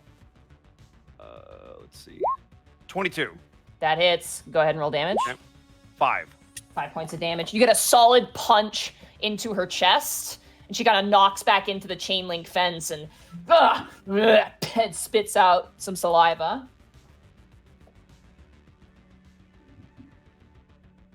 Alrighty, it is now her turn. She swings, and you notice now that her limbs are very long. She has a reach to her. Okay. That is not going to hit you. That is a 7. That is abysmal. All right. She swings, and you kind of like do like the boxers kind of like dodge out of the way as she kind of like swipes towards you and misses. It is now your turn. Okay. I'm going to go, when she has that long reach, I'm going to go for a single leg takedown, but I'll flavor it as just a normal strike. Okay. It's 8. 8. You go to swing, and she manages to like dodge out of the way with like kind of a side roll. Kind of glares at you, these yellow eyes piercing through you. All right. That is definitely going to hit. That is going to be an 18. That is going to be 5 points of damage to you. Ow. As she strikes you right across the cheek of the face, and you kind of go spinning a bit and kind of collide onto the edge of the fight pit and kind of wipe your face and kind of bring yourself back up to your feet. Okay. It is now your turn. Okay. I'm going to shake it off. I am going to go for a quick jab combo to the gut, and then I'm going to roundhouse kick her in the face. All right. 18. That hits. You, bam, hit her in one side of the face. Bam, hit her in the other, and you do a full spin and just bash her over the head with your foot. Another And that's going to 5. be 5 points of damage. Very nice. She grabs your foot and tries to throw you onto the ground. Oh, shit. That's cocked. Fucking goddamn. That's gonna be 6 to hit you. So that'll miss. She goes to swing, and you manage to, like, she throws you to the ground, but you manage to break the fall with your legs and twist out of her grasp. Okay. It is now your turn. Okay. Depending upon what this roll is, I'm going to flavor it. Okay. Okay, it's a 9. He's just going to try to get up and scurry away and not try to attack. All right. She, seeing you scurry away, tries to bring down her foot on your back, and is successful. Ow. That is going to be another 5 points of damage to you. Ow, so we're tied. You guys are tied. Yeah, this is a pretty neck and neck fight, and the audience is definitely enthralled right now. Okay. All right. It is now your turn. 8. 8. He's just going to keep trying to get back to his feet. Because this thing is As you try to get back to your feet, she kicks you in the stomach. It doesn't hurt you, but kind of knocks the breath out of you. And she goes with both of her fists to go for a down strike. That is, oh my god, this dice is shit. That's a 7. Yeah, welcome again. to my life right now. Fucking, oh my god. She goes to swing and you manage to kind of just dart out of the way as you get back up to your feet at this point. Roll 20, work with me. I just need above a fucking 7. I've rolled 2 4s so far. I rolled 2 3s and a 4, so I feel your pain. Yeah. Here we go. Let's see what happens. Okay. Soft 20. There we go. Go ahead and roll damage. What are you going to do? All right. So as she continues to try to strike me, I'm going to leg grapevine her. I'm going to put her in an ankle lock. All right. You grab her and you put her. Bringing her down to the ground. All right. You try to bring her to the ground. She's going to resist that and try and lift you up above her head. Oh, boy. And throw you. She's going to be successful in that. Okay. With a 14.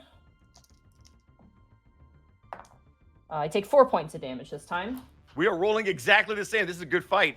Yeah, this is a fucking back and forth fight. Jesus. She kind of grabs you as you try to pull her to the ground. She kind of lifts you above the ground and just kind of slams you onto the ground on your back. A shock of pain erupts through your body. Just got power bombed. Yeah, basically. Okay. I'm gonna roll another strike. 16. That hits. Okay. With 4 points of damage, I'm gonna hit the ground, but I'm gonna grab her arm and wrap my legs around her neck. I'm gonna try to put her in a triangle choke. Okay, you do so and kind of For pull 4 her. points of damage. And you watch as she kind of takes her arm and flexes it, this really long limb, and she goes to throw you and slam you into the side of the fight pit. Fuck me! I used a different dice and I got another fucking 4. Oh my god. She goes to throw you, but you let go and manage to front tumble out of the way and back onto the ground as she kind of gets back up to her feet, grabbing the shoulder. This is neck and neck and it's stressful. Jesus. All right, here we go. My turn. Yeah. Come on. Nat 20. Oh, Ball game. Oh my god. Doesn't even matter. Yeah. All right. So that's 10. So that's it. She's out. How do you want to knock her out? So after she slams me into the cage and I get up, the next time she tries to swing at me, I'm going to grab the arm and fall back into a Kimura lock. And I'm going to stare directly at the booker and I'm going to snap her arm. Oh. Oh. That's how you send a message. She lets out a howl and collapses and passes out on the ground. And then I'm going to put my foot on her and wait for him to count to 3. 1, 2, 3. And I'll take the foot off. And then All I'm just gonna walk. I'm gonna look at the crowd. I'm not gonna say anything, and then I'm gonna walk to the locker room. All right.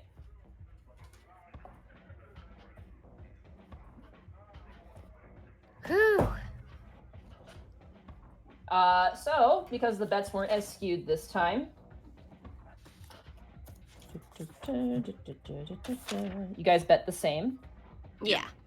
So, Cal, you make back 25 gold. Yeah. And Gibby, you make back 15. 15, that is... Or sorry, you make back 12. I apologize. You make back 12. Okay. And 5 silver. Oh, 5 silver? Yeah, you get 5 silver on top of that. Okay. All right. That was a good fight. That's a human friend of yours, right? Yes, Jackknife they are calling him. Yeah. And Squirrel said Kel has an interesting eclectic group of friends. Yeah, seems like the quirky type. No offense. No, okay. Thinking on it. Yes, I have very weird friends. I kind of just lean into to our friend and go, he likes it. Don't worry about it. Yeah. So, how long have you been in the city for, Lori? Oh, goodness. About, say, 3 months now? It's been a ride. So coming from where I came from, you can imagine. Much more interesting. What are you doing here? Well, this and that, here and there. Said, coming from a library job, there's a little different from what I've been doing.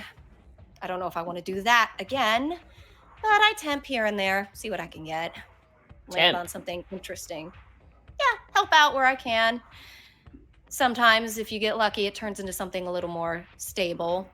Don't know how much I want stable, but I do need money, so. Fair enough. All right. The next round of fights come out. I don't know how to bridge questions I should be asking him. I'm afraid to. Come on, Tannis. He's there. You can ask him whatever you want, Gibby. I'll say Listen, roll an insight on him as well. Okay. Also, don't be afraid to make a mistake. Just follow your gut. We're all behind you. Do I get advantage since Kel's with me? No, you're next to him. You're looking at this guy. He seems to like your company for sure. Trying to phrase things. I'm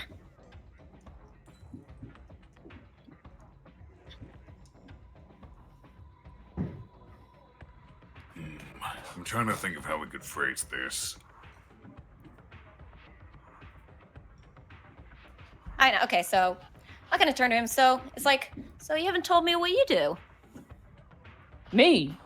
Yeah, I work for Baron. Oh, wow. Pretty good position? Well, yeah, I'm a red ring. Of course I am. Oh, I'm not sure about that term. What's that mean? Sounds important.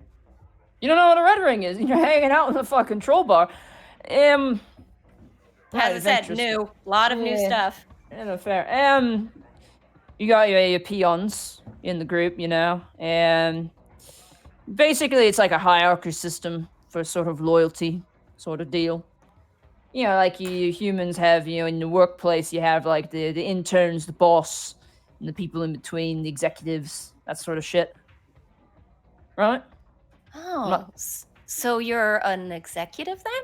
Kind of in your analogy, I mean. Well, it's a bit more complicated than that. I don't want to scare you away with any of my kind of scary business, but I mean, if I scared easily, do you think I'd be here? It's true. I noticed you're a little bit sweating a little bit. Am I too close? It's warm. It's warm. Fair enough. On the fist start flying makes sense. Basically, lowest level you got your you know, no rings. It's just thugs, really. People around here could be considered no rings. Just people, you know.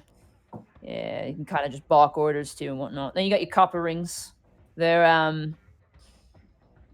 like the peons, I guess, like the interns, like people who, you know, done enough for the Baron. Yeah, and they sort of grunts, I guess, basically. Yeah, I suppose it's a bit demeaning, but yeah, no, you're not wrong. I'm so sorry. Nah. I'm a fucking bunch of lugs going around punching shit. I'm sure you humans have heard all kinds of horror stories about orcs back in the day, but no, grunts would be the right way to do it. They're not always like, you know, big thugs going around extorting people. They're just like, they do kind of, you know, the work that needs to be done, really. No one else really wants to do it, and it's a good way of making them prove themselves. And they prove themselves, they become silver rings. He kind of points to his three buddies. Those fuckers over there are all silver rings. All of them? Even so, you're ahead of all of them? Yeah. Oh, seems like you should be the one giving them shit. Nah, we're all friends. I mean, it doesn't really... I say it comes down to status, but really we rib on each other. There's no sort of like... I mean, they'll listen to me when I bark orders at them, but when it comes to being casual, I mean, there's no rules.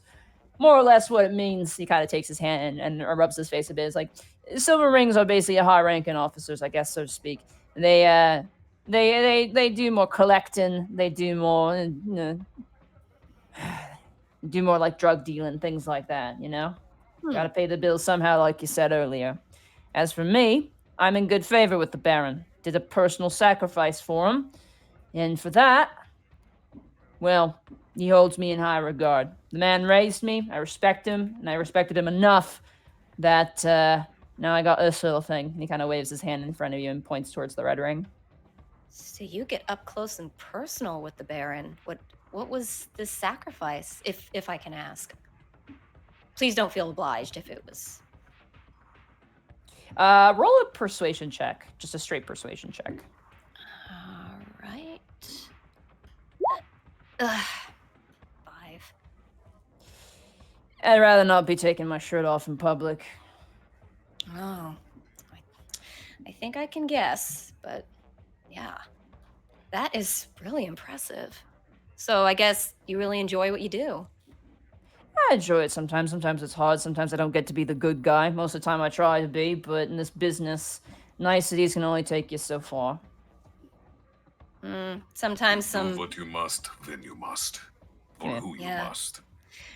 I mean, it's probably the same everywhere. Sometimes you gotta do stuff, get your hands dirty, but it's for the sake of the family, I suppose, right? The family worth fighting for.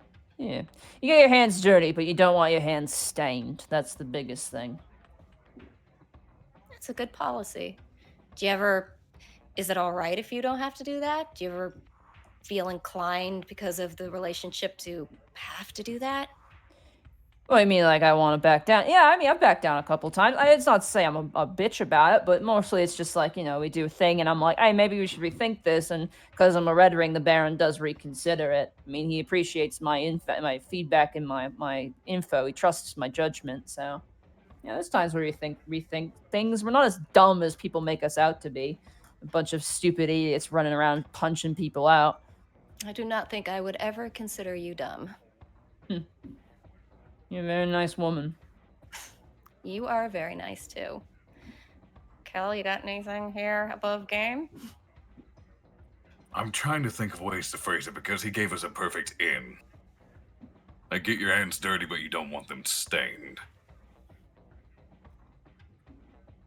I kind of want to segue into, I kind of want to go back to Ozimurk. Say those with stains on their hands tend to die quickly. I'm trying to think of how to phrase it.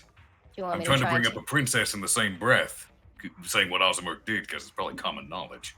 Do you want me to try and take point? I mean, maybe have an idea? Yeah, because Kel's already established that he knows Ozimurk, and already said he met with a Grizzly Inn, so if we can think of a way to spin that into a conversation starter. If you have an idea, I say go for it. I mean, I would assume a guy like the Baron needs people like you close to him, because, as you said, running in reckless would not be a good idea. I mean, as Kelly said about that Ozimurk guy, he had some stories about that idiot and some mistakes he made. What mistake was this? I was wondering about that. Never heard of this fucker, but curious. I kind of look at Kelly. Kelly, I'm killing him now. I kind of look at Kel and I sort of lean in conspiratorially and said, let's just say the guy messed with a princess that he really shouldn't have.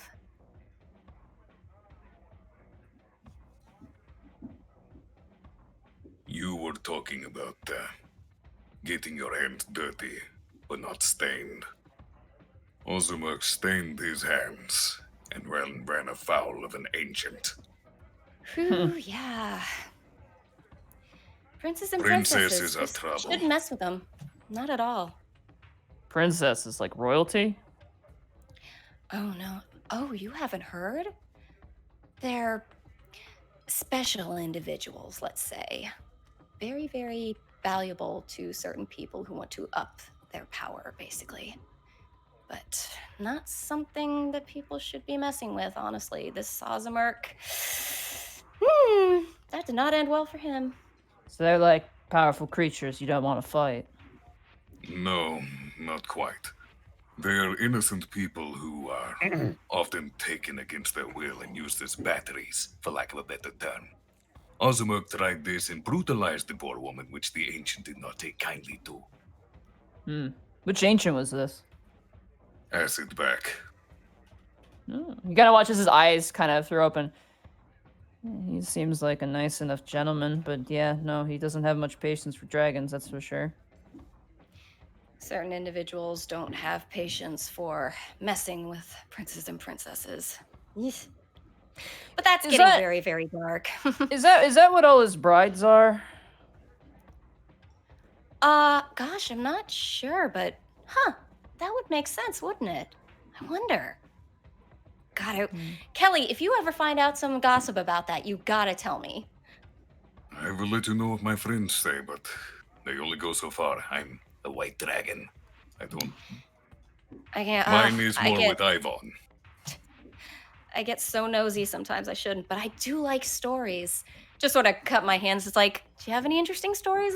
Other stories? Me? Yeah. He kind of thinks. And we'll take a break here because I have some people asking for a break, so. Yeah, I should probably. It's about that time to feed Kitty so he can have his Break time! Also, I gotta cat. poop. Hey, there you are, Oreo. Connor.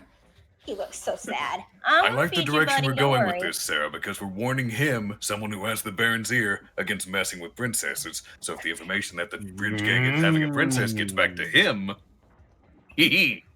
Hey, if that works. Here, You are let me brilliant. I'm gonna mute myself real quick and I'll feed this kitty here. He looks sad. This is stressful. All right. But hey, you both won your first fights. Yeah, sorry Roleplaying sorry for the rule change, but that's just to make it so it's a bit more streamlined and more tense and more. I got You're you, fine. but We almost both lost because we couldn't roll well.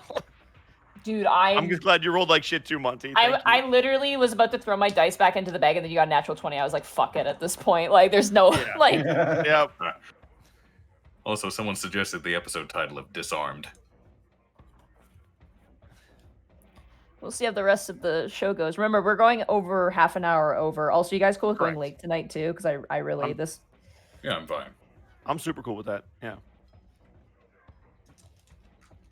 All right, I will be right back. I'm gonna grab something to eat because my stomach is growling itself. Go ahead. I will entertain the chat. I have no bloody idea how to tackle this.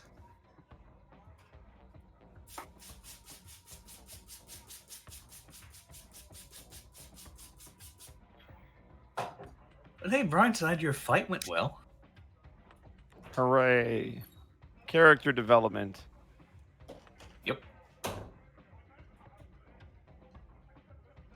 So, the next guy I fight, if I can beat him, I got something special planned. Oh, Yeah. I look forward to seeing it. Yeah. It's. Let me see. Let me check the chat. It'll be like 7 or 8 people that get what I'm about to do, but it's just for them. It's for me and it's for them.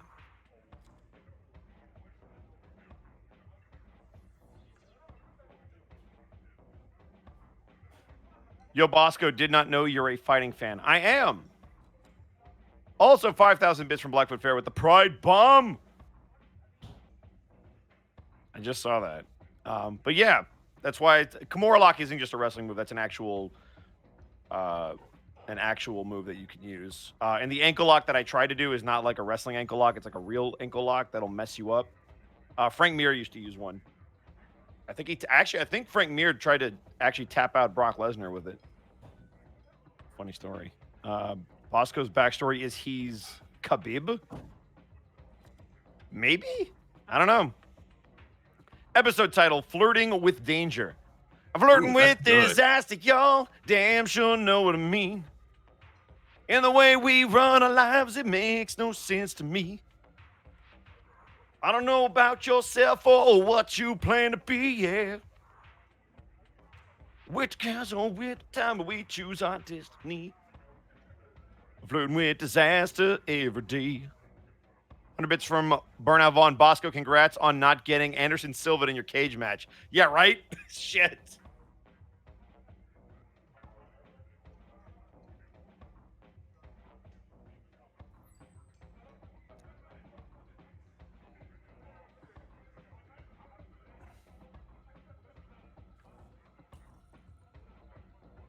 As soon as I heard Kimura lock, hype.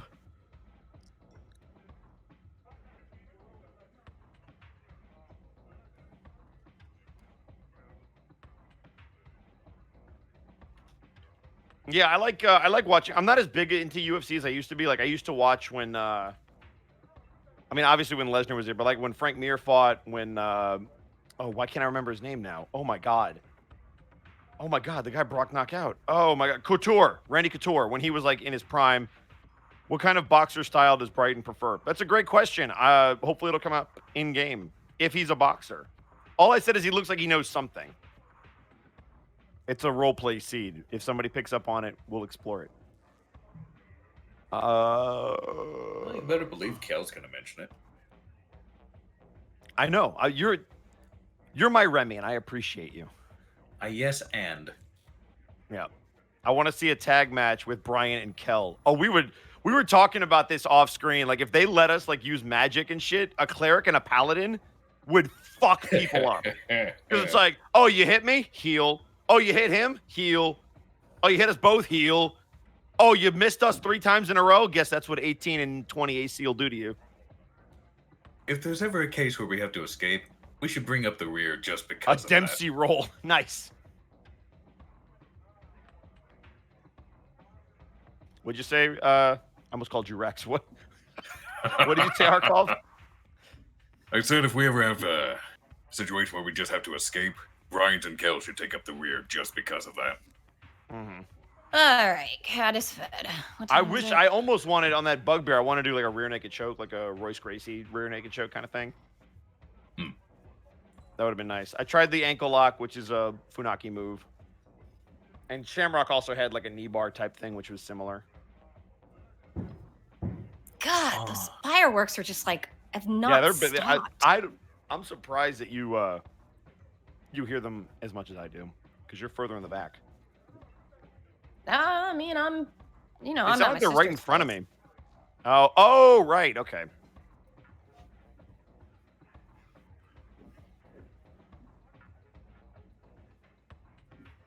Well, let's put it this way. You could probably safely assume he knows some like Brazilian jiu-jitsu, because Brazilian jiu-jitsu is like the basis for most martial artists in UFC or MMA guys. Like it's like a foundation.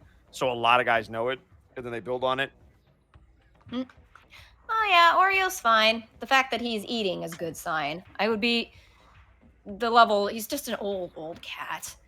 There's Well, I kitty have a cat- sheet. Oh. I have a sheet full of stuff on terms of his diabetes stuff. Like, if he doesn't eat, then you need to be real concerned. But if he does eat, then I hate doing it to him. He really doesn't like it, but I gotta do the thing next because I wasn't thrilled with his levels last night. The levels weren't bad, but they were higher than they've been since I started doing this. So I gotta prick his ear again and get some blood, and then use the little diabetes numbers testing kit thingy wiggy. I don't know.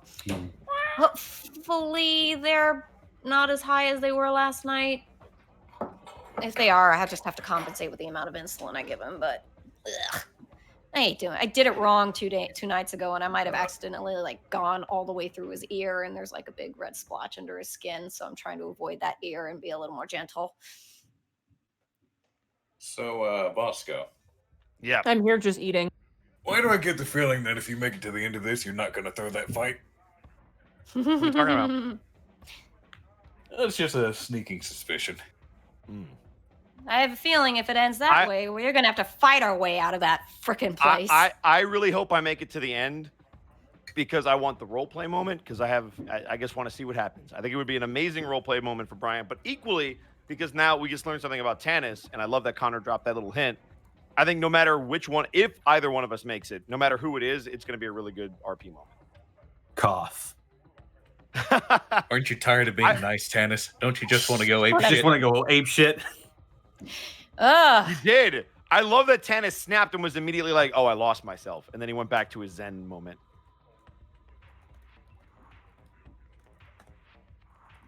Burnout, why would you do that to Zako? Oh, could you do this? By the way, I was so close. Guys, I was so close to being called Mad Jack. I tried so hard. Thank you for this. I tried so hard. As soon as she said jackknife, I'm like, no, wait, I got it. But in the end, no. Am I feeling motivated? No, I don't have my sword with me. That's fair. If I had my sword with me, this would be over. I mean, it'd be more over if you could finally get your gun from. That's true. Well, probably not right now, but Oh, take the money and run. Hey, it's just rock, paper, scissors. They're constantly doing rock. You use a gun. Glock, paper, scissors. Yep. I'm sorry, I'm eating my last pizza. It's really good. Sorry. Kind of pizza. Enjoy the. Barbecue. I was happy with the dog house that I got for dinner, but honestly, I wanted this Italian place nearby. But Actually, it looks like they're closed. I- I think things closed for 4th of July. It's barbecue chicken bacon pizza. I had some really good St. Louis style pizza the other night. I've just been having frozen pizza. That's What? I'll All have right, again remind me what tonight. St. Louis style pizza is. There's something specific about it. Oh, Like, never it's got Provel on it. Provel. That's what it is. Okay. It's What? thin crust with Provel on it. What is Provel?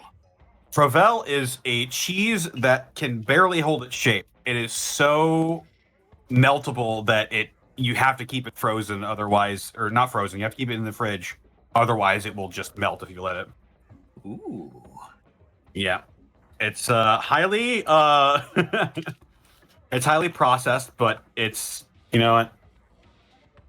Yeah, It's we're all going to die it's someday. good for me. Wow, that got macabre. It's That is very cool. it's a very specifically St. Louis style product. So, and there's no in between with it. You either love it or you hate it. I would like to try it one day. It's good. I usually do bacon and onion pizzas myself with as much You cheese throw that- as I can get. You can throw it on a sandwich, in a salad. You know. Do you eat It's it hot. often? All right. So you guys gonna keep going? Yeah. I might mute myself and finish the pizza. It's too hot to eat right now. So I got to a certain point. And I was like, Roll to attack. Our group. All right. All right, So hit 'em. What do you want to do? as the fight pit continues, you guys are all good to start. Sorry, just want to make sure. All right. As the fight Yeah. pit continues, Tanis, you are slated to go against Ripwar, the guy who is slated to win the entire thing. Oh shit! Here we go. Oh boy. The guy they told me not to win against. Yeah. Yep. Oh fuck! Ooh, what are you going to do? I told you it was gonna be a good role play moment. We might both get one. Hell yeah, So do it, buddy. For the sake of brevity, you guys both jump into the ring. The bets are made. Does anybody want to bet on Tanis or this other guy? I'm going to stay consistent, just so nothing is suspicious. 20 on Tanis. Oh, I'll bet another 10 on Tanis.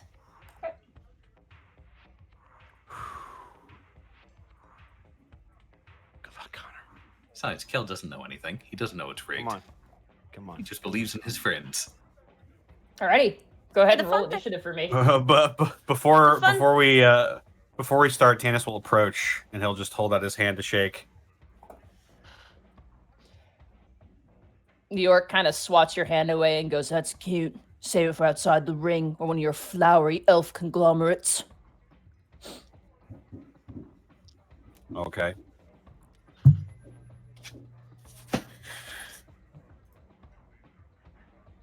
All right then. 10 to roll initiative.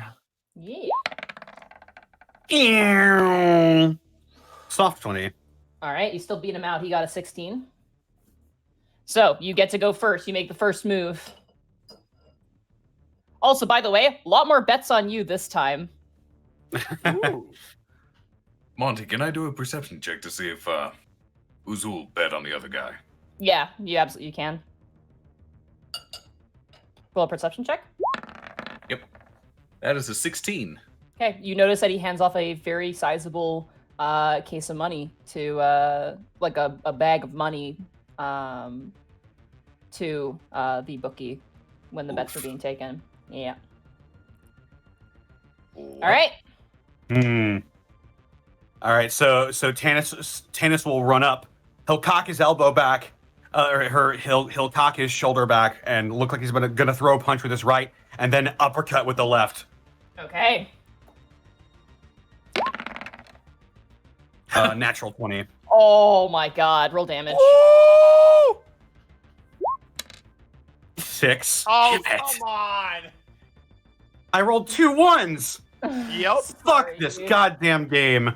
Hey, at least you got the 20 though. Damage You- is damage. You got 6. You run up and like leap into the air and you punch him in the face and he staggers out.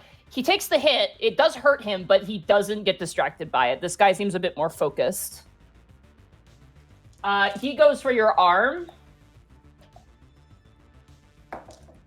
Oh my god, that's gonna be 10. That does not hit you. Nope. It is now your turn. I'm gonna do like the kung fu thing where I run up his chest and I kick him in the chin All and right. do a yeah. backflip. Get him, Tannis. Come on, 24. Go ahead, roll damage. It's gonna be another Not bad. 5. That's another 1. That's fine. I feel your pain. Roll with it. All baby. right. You got this. All You right. got this. You're already halfway there. Let's go. I Chip should probably away. reset my hit points as well. Yeah, you're at 20. So. Yep. All right, it is now his turn. As you leap up, he tries to grab you. He grabs your leg and tries to slam you into the side of the wall. That is definitely going to hit. That's a 23. Okay. And that's going to be 7 points of damage to you. Oof. Okay. This guy That is gets much stronger. As he grabs you, and you just hear a clang noise as you watch as Tannis is like let go, and you're just kind of splatted against the side of the wall, and you kind of slump to the ground, but then flip back up, like you do the thing where you like rock on your back and just flip up off your back. Wow, Do a he's kip up. resilient. That is going to be a big oof for me. Oof. Alrighty, Tannis, it is now your turn. I get into sort of a Jeet Kune Do Bruce Lee style pose, Yes. and I'll start bouncing from leg to leg, and I'll just right at his solar plexus, just aim a punch, just boom. All right. And that's gonna be another natural 20. Take him Go out, ahead. Tannis. Oh no. Oh That's not, he's no! done. He's done. 10. Yes. Down. How do you want to knock him out? Are you gonna knock him out? You want to knock him out? You're gonna knock him out? Yeah, it's at the you've done this. It's at this point. Yeah, go ahead and how are you Okay, gonna knock him out? sure. I wasn't Oh my expecting the God. crit, so yeah. I'll just as soon as I get picked up, I'm like, breathe, focus. If I am calm, all around me stays calm.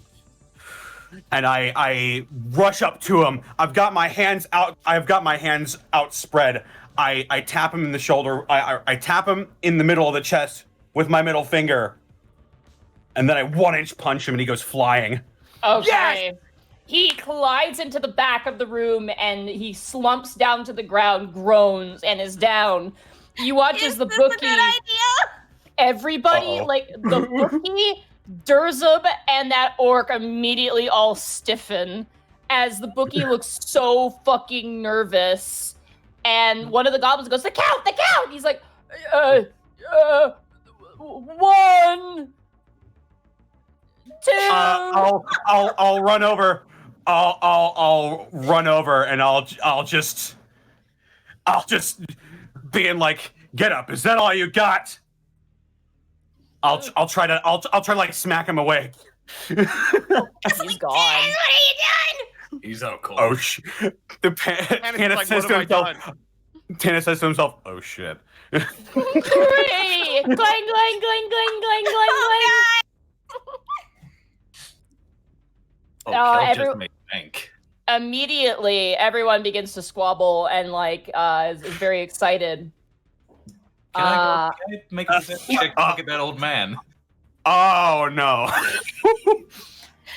Roll an insight on the big orc. Yeah, sure, absolutely. Ooh. I'm leaving. Down goes Frazier. Run! Down goes Frazier. Am I rolling inside? I'm leaving. Yeah, you're rolling insight. That's an 18. Okay. You watch as that orc is like sat up in his chair, and you watch as he had a cigar in his mouth. He just bit through the cigar, and it's on the floor. Tannis is gonna raise his hand and then leave. It's like, go, dude. I'm doing like a dad jog, like nothing's wrong. I'll just sort of whisper to Kel. It's like, should we be getting out of here now?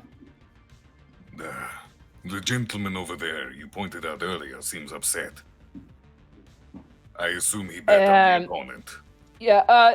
Hey, Lori. Dursup just gets up and walks towards that orc, kind of just leaving the two of you. Okay. You see now as that big orc is like talking with the troll, and the troll looks nervous as fuck and is like talking to him. And they're all three of them now are kind of talking, and the big orc is calm, but he definitely looks pissed. All right.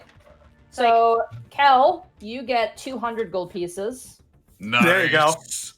There you go. I just won you back all your dinner money. You're welcome, I say, as I'm booking a flight out of town. Gibby, you get 100 gold pieces. Oh, that's one plus side before we all die. Oh my god, it was 10-1. Oh, You bet a lot of money. Tannis, what have you done? I thought that was gonna be Bryant. I didn't mean to crit him. oh my, twice? Roll Great. was like, all right, motherfucker, keep talking shit. This is proof. This is solid proof. Roll20 is out to get us. It's because it's like the only time you get to crit is when it's gonna get you killed. I was about to say, it does it only when it's wrong. To be fair, even if you crit, can't you just pull your punches? Yeah, but he didn't, and I love it. Choose, I was non-lethal told damage. He's unconscious. I didn't kill the guy. Exactly, but non-lethal still knocks him the fuck out. Seriously, I'm just kind of looking at Kel like, do we need to go? This might have just gotten bad. I did say keep an eye on the exits. Monty, I'm going to peek at the exit. can I do What's going a on? quick perception check to look at the exit? Sure. I'll do that too. 17. Yeah, you can get to the exit, but there's the three orcs with the silver rings are currently sitting in your way, but they don't seem to notice what's going on. Just go. Just leave us. We're fine. How the fuck did this happen? We're currently uninvolved. We're just betting. But our friends are going to be in trouble. No, I think the orc guy left and is talking with. Who's he talking with? Dursup just got up to talk to the orc who just lost all of his fucking money. I'm gonna whisper to Kel. Let's see what happens with our friend talking to him first, if we can. Yeah, I also have a last-ditch idea to sort of mend bridges. If seems like things are going poorly, I will just give him my entire purse. It's 945 gold. Do you think that'll be enough, considering how much he gave? I don't know how much he gave. I can't know. But a drop in the bucket is better than a dry one. It's a really good saying. Well done. I love you, Arkov. All right, Bryant. Oh God! Brian Brian has to fight the thing in the cage. Connor, I can't believe you're making me follow Undertaker Shawn Michaels. I didn't want to do this. Why do I have to be Randy Orton? Why? Tannis walks up to Bryant, slaps him on the shoulder, and says, "Good luck out there. I'm gonna leave." I can't believe you just pulled a me. Well, I didn't mean to do it. He just collapsed. You're right. Your knee came out of nowhere, and he just happened to walk in. Get the fuck out of here, dude. I'm leaving. You see Tannis now casts as expeditious retreat. as Tannis heads out the door, you see now as Dursup does a sharp whistle, and the three orcs kind of all at the table all turn and look at him, and he juts his head towards the door where Tannis just exited. Oh no. Do I'm assuming I picked up all of my equipment though, right? Yeah, it's in the back. You grab it. Great. Okay, Then- above game. Above I'm game count. leaving. If they go after him, we gotta follow. We're gonna You went outside, right, Dennis? You're outside the building? I guess so. You went to another exit, right? Yeah, there's, I mean, there's one exit that's at the front of the building, and then one exit in the side that leads to the shed where the fighters go. So Dennis took that shed exit. Yeah. Is there an I- at exit least- out of the shed besides the one he went in? Oh no, what I was going to suggest we do, since they just went out the side, they won't notice if we go out the front and circle around. Can we do that? Is there another entrance into that shed besides the one that Tanis came Yeah, in? it's outside. It's like a separate building outside. Yeah, okay. Let's do go. that. Tannis Cash Dimension Door. do it. He's Get not out of here. panicked. I summon catharsis and cast dimension. Sorry. I'm going to You need a say Discord Kellen's- devil now. Ah, Kellen's beans. going to get up and kind of casually, but sort of a brisk walk out the front door.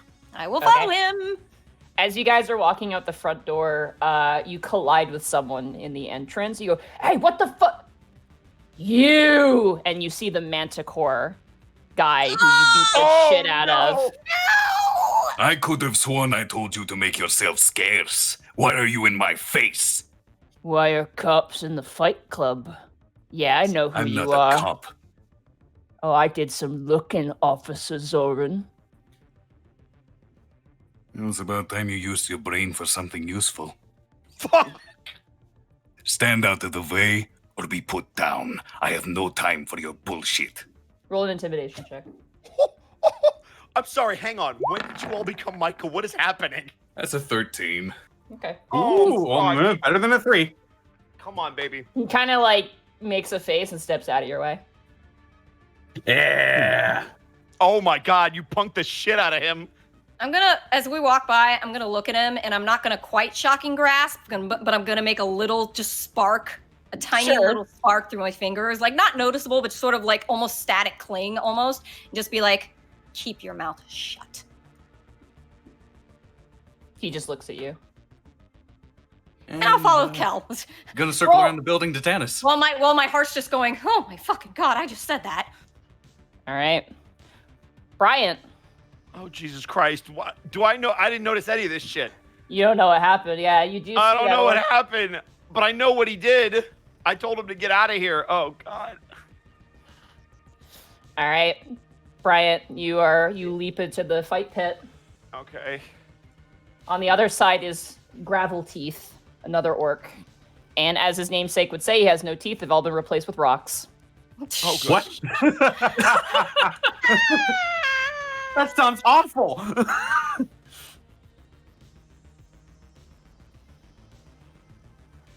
The bets are taken. The bell is toll.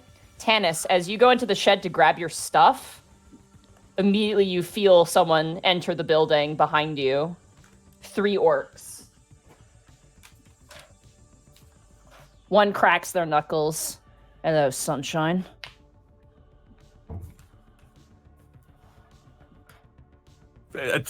Do I have my stuff in hand now? Yeah, you just grabbed it all.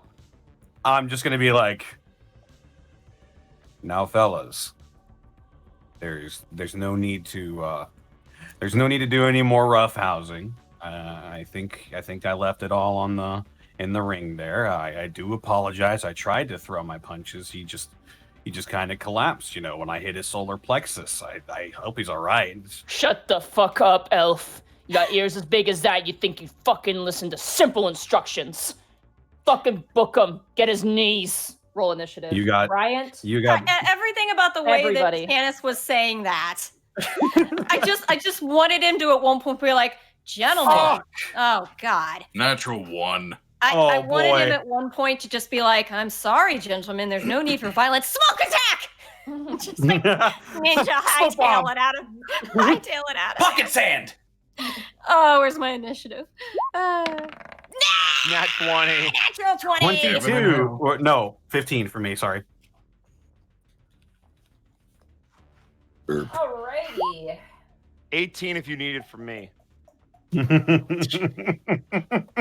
gonna be 2 What has very different happened? combats going on right now. I don't know what's just going happened, on. Stan? We are in the Twilight Zone. I'm in a fight pit while fucking Tanis is pissing off the mob boss while Kel is punking people in the parking lot. What happened? When was I? No. I want to redo on this whole session. Let's start it over. Let's just run it back. Let's All just right, run it we're back. running back. Let's switch the Reversed. brackets. Brian did that, not Tanis. Let's just switch it. Oh, Christ. What is happening? Alrighty, so everybody rolled initiative. Mm-hmm. Unfortunately. All right, Gibby, you're up first, and then we have. So are we in there now too? We see this? No, you guys are outside. You have no idea where you are at the moment.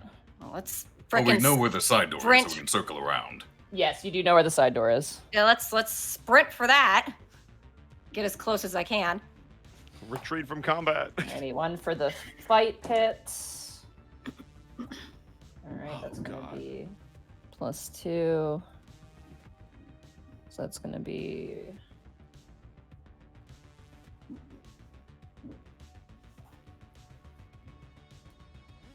I'm gonna need to talk to the writer after this session. No, you don't. I have a statue of a heavenly Buddha here for luck. Alright. Gibby, You better you are start holding it.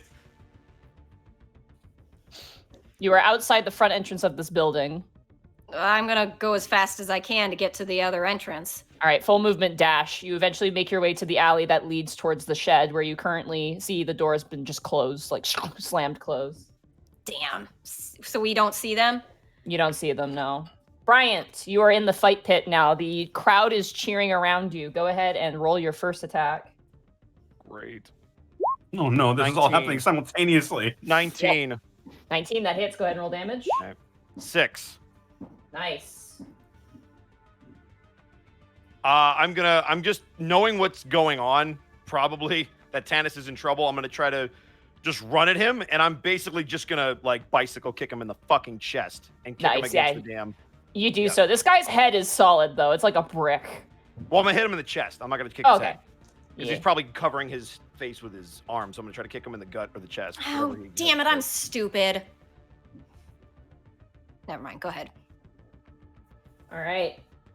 It is now the orc's turn. Immediately, one blocks the entrance, and the other two just kind of crack their fists. One puts on brass knuckles.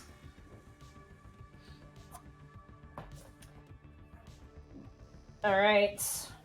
Tanis. The first orc charges you. That is going to be a 21 to hit you. Yeah, it hits. Okay. And he's gonna punch you in the face. You get punched in the face for 5 points of bludgeoning damage. Owie. The second orc is gonna try and I think he's gonna actually grapple you. He's gonna try and pin you to the ground. Oh, So shit. make an opposing acrobatics check for me. Okay. Acrobatics check is going to be 25. Okay, he goes to grab you and you slip out of his grasp and stagger back, hitting the back of the wall. As you do that, the one that's holding the door says, "Don't be a fucking idiot. He's fast. Just fucking beat the shit out of him." All right. Tanis, it is now your turn. Kick their ass, Tanis. Last chance, fellas. We don't have to do this.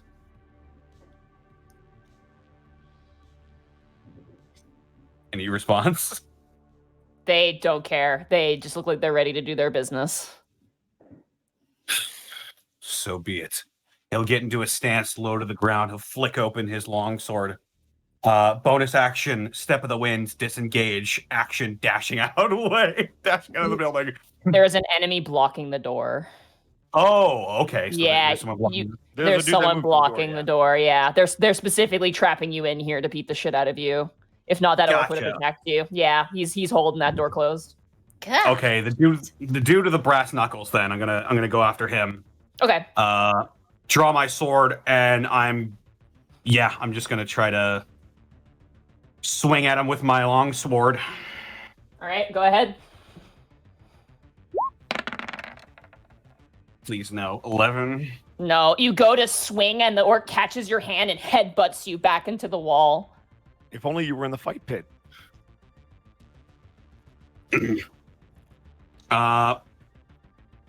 Bonus action. Using a key point to flurry of blows. Okay.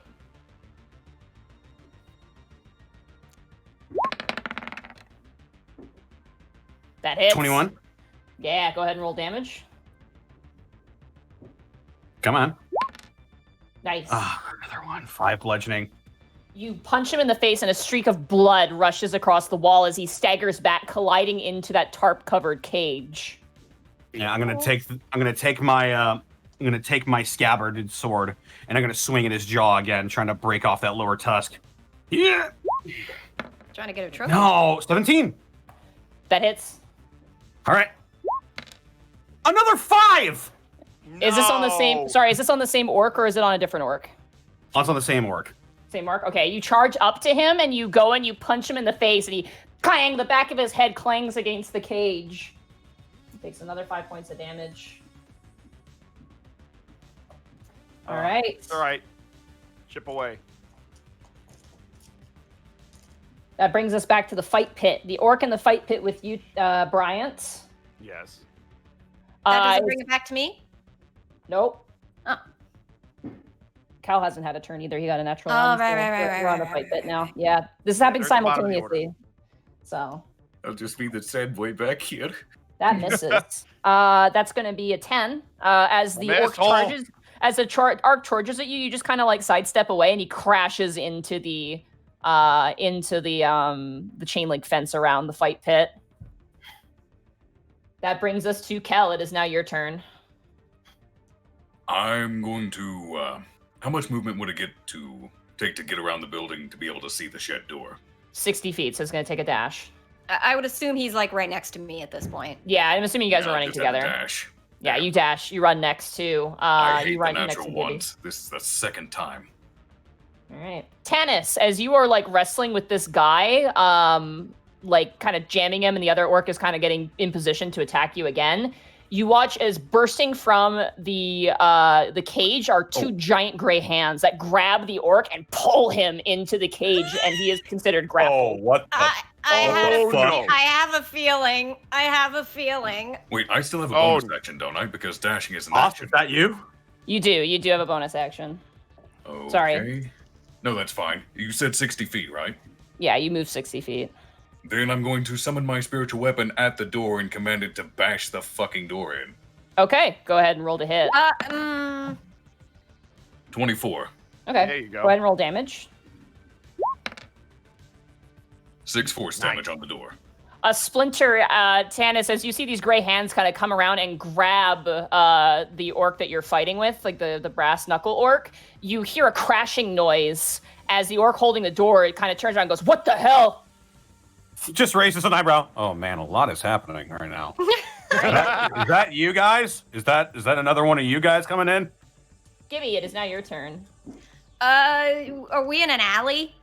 Yeah, you guys are in an alley. You can see currently the ice cream cone bashing in a door to this shed. I want to be on the other side of the alley, right in front of that door, but on the other side of it, across from it. Okay, easy enough. I- Use your and full I movement wanna- to get across. I immediately cast mage armor on myself, Okay. and I look at Kel and I'm like, "Get that door open." Bryant, it is now your turn in the fight pit. All right, well, he just moved out of the way of this guy charging at him. So he's going to go up against the cage, and he's going to pin him, and he's just going to start Muay Thai kneeing him in the fucking gut. Okay. Let's see if it works. That is a 10. 10. You go to grab his neck, but you've made a fatal mistake. This man has no neck. Oh, beans. no. Oh, The man with no neck. Ah, beans. He's the man with no neck. He shrugs you off and gives you a smile, and you can see where each tooth is. It's just like a piece of stone, like perfectly shaped in the shape of a tooth. All I need to do is roll higher than a 5. I just need higher than a 5. Roll 20. All right, it is now the orc's turn. The orc with the brass knuckles is going to use his action to try and get out of the grapple. Okay, counter roll. He fails completely. As he tries to get free, you watch as this arm kind of curls around, like this elbow curls around, and just brings his neck in closer. You can hear him like, Oh God! he's going to take 2 points of damage. No, that's low damage for the sounds he's making. As he gasps and like is trying to scratch at this arm, the other orc is going to try and attack you, Tanis. Mm-hmm. I'm an idiot. I closed my stupid book. Big stupid dumb. Don't worry. What the hell? Where is it? That's not what I We all want. have our moments. I'm so glad we're locked in such an epic combat. I've You been guys having one fighting for your constant moment lives, for me 27 fighting for the years. glory of myself. I really hope you kick their ass, and I hope I win. And then they're like, "All right, Tanis, go fight fucking Bryant to the finals." Oh God, wouldn't that be just the shit? Wouldn't it? Dude, finger poke of doom. I'll totally give it back to you. Ooh, that's gonna hit you, Tanis. That's gonna be a 18 to hit you. That will not hit me It doesn't hit you. An 18? because I am a Kensei. If I do an unarmed attack on my turn, my AC goes up by 2. I have a 19 wow. AC. So yeah, he misses. He goes to swing and you dodge out of the way and he punches his buddy in the stomach and turns towards you. I redirect his blow with my sword scabbard and just pow. Nice. All right, and the orc at the door is going to kick open the door, see the spiritual weapon, and then see the two of you. He catches your glance, Gibby, and goes, "Durzub's date? I should have known." Oh, should have known what? And he's going to hold his action. That brings us around to you, Tanis. Okay, so there's a dude in my face right now, like the guy who is being grabbed by the gray thing is okay. Yeah, Brass Knuckles is currently being grappled and choking out, and then you have long hair McJason hair guy. Priority number 1. I'm gonna just try to subdue this guy. I'm gonna long sword strike at him. Who are you going for? The guy who's actively trying to punch me right now. Okay. 23. That hits. Nice. Are you shitting me? Oof. What the hell? That is Well, that is another 5. There's a lot To of be fives. fair. Oh, why is it a D10? Oh, it's a longsword. That's why. Okay. Yeah. longsword two-handed. Wild. You do punch him. You punch this guy in the face. But he doesn't really falter. He wipes his nose and goes to swing at you again. Well, I have a bonus action. Yep, you sure do. I am just going to not flurry of blows. I'm going to bonus action unarmed strike him. Okay.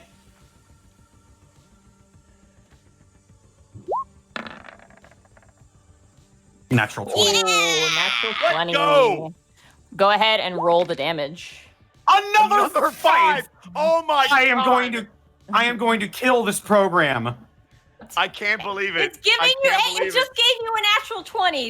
It's another it seems one. like a good trade-off. You did. And yeah, another one. You've gotten 3 natural 20s. How do you want to hit him hard? What the fuck? So, as he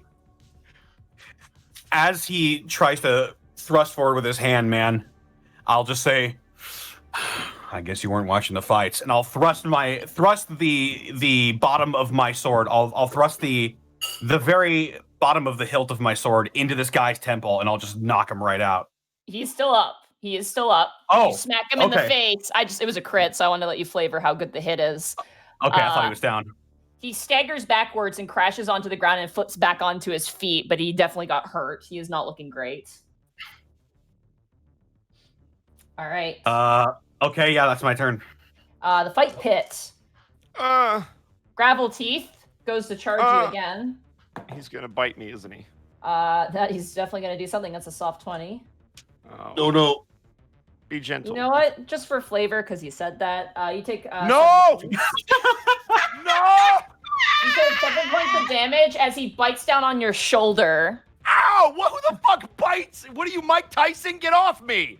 On the rock teeth, too! Yeah, they really hurt. They're blunt, too, which makes it even worse. It's more crushing than biting, really. Ow! I got teeth made of stone, Michael Bryant. Get the fuck out of here. All right, Kel, it is now your turn. Oh my god. First thing I'm going to do is bonus action. I'm going to have the spiritual weapon attack the orc. Okay, go ahead. That is going to be a 17. That hits. Go ahead and roll damage. That is going to be 6 force damage. Okay. You smack him over the head with the ice cream cone, and he kind of staggers back up into the frame. Now I'm going to move 30 feet forward. And then... Do I want to be really mean? I would say, I mean, unless you want to save it.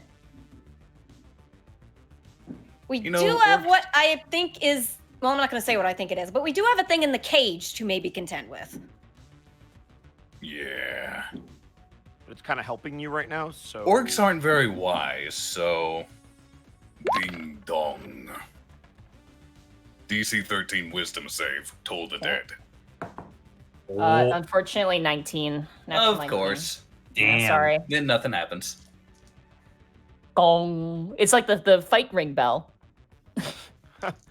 Round 3. Fight! That ends your turn. Yep, and if the orc is looking at Kel, he will see fire in his eyes. All right. Not It literal is now the gray figure in the cage. They're Oh, going to no. make an unarmed attack with disadvantage because they're grappling. Holy shit. Yeah, that's 15. That'll hit. Fuck! You watch as the arm, like, around the neck, just like... And you watch as the orc's eyes roll back in his head, and the arm lets him go, and he just slumps to the ground. Oh, thank Oh. you, werewolf creature, or whatever you are. Gray hands, very vague. Oh. Okay. You hear a voice from inside call out to you, Tanis. In my Stay- mind, or No, like out loud. okay. You stay focused. It's a female voice. She's nice. Oh. Gibby, it's now your turn. Right. It's missing. Can I, so from where I am, I can see the other two orcs that are still up. You can see the one orc in the doorway. He's blocking your view. Oh, so I can't see the other one. No, unfortunately not. Damn. I'm not gonna waste that one yet then. Vicious Mockery. Okay. Oh, natural 1. Oof. I'm gonna shout, geez, no wonder Durzup gets to order your dumb shit asses around. Oh! Okay. Oh! Fuck. Roll damage. Is that the All right, first what time is you've it? been mean on a fucking vicious It is. Mockery? Holy shit. The nice ones are being wow. mean tonight. What is tonight? What? I'm doing Whoa. the nicest one. Yeah. Max damage. go. Vicious Mockery. Against a natural 1 save. Wow. Funny. I'm so He- proud. You watch as his face twists in anger, and you can see a single vein on his head bulge out. You can see blood leaking from his nose of just having this kind of aneurysm at that. Even I'm just sort of like, shit. Yes. Yes, that is my girl. All right, Gibby, that was your action? So Kel is in front of me? No, we're at the Uh, same place right now. You can move forward 30 feet if you want. I'm good where I am. Yeah, you're a safe distance I should away. I should stay away. At least, You I mean, if I can't stay. see the only way I'm going to get to the other orc apparently is if we get this one out of the way. So I'm going. Yeah, to. he's actively blocking the door. He's being. So there's very no smart reason about for this. me to move in yet. I have an Okay. idea for my next turn. That ends your turn. That ends your turn, Gibby. There's no cover around me, is there? No, it's like an open alleyway. How far away am I from that guy? I'd say from your position, you're maybe about like 15 feet away from him in the alleyway. I might back up a little bit just so I can keep him in range, but I don't know how much that'll help me, but Okay, you just add a little bit of space. 5 foot step, 20 feet away. yeah. Okay. Alrighty, Bryant, you are in the fight pit. People are cheering and roaring around you. Okay, I really want to, because I'm the bad guy right now, so I need to hit him. Come on. Give me a 6 or something. Oh, come on! Oh. It is more than a 6. I literally need a... no, I mean like on a D20. Go ahead, Monty. You watch as you go to punch him and he parries with his arm, kind of back slapping you, like sumo slapping you in the chest. And crash back into the chain link fence. All right, it is now extra higher. The orc's turn. The orc, Jason Orc, I'm going to call him, is going to swing at you, Tanis, again. Okay. That's really cocked. Holy crap.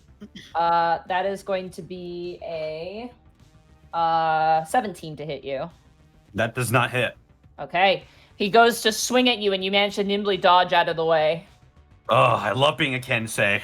I redirect his blow because 17 is my AC, but because I did an unarmed strike. Yeah. The orc in the doorway.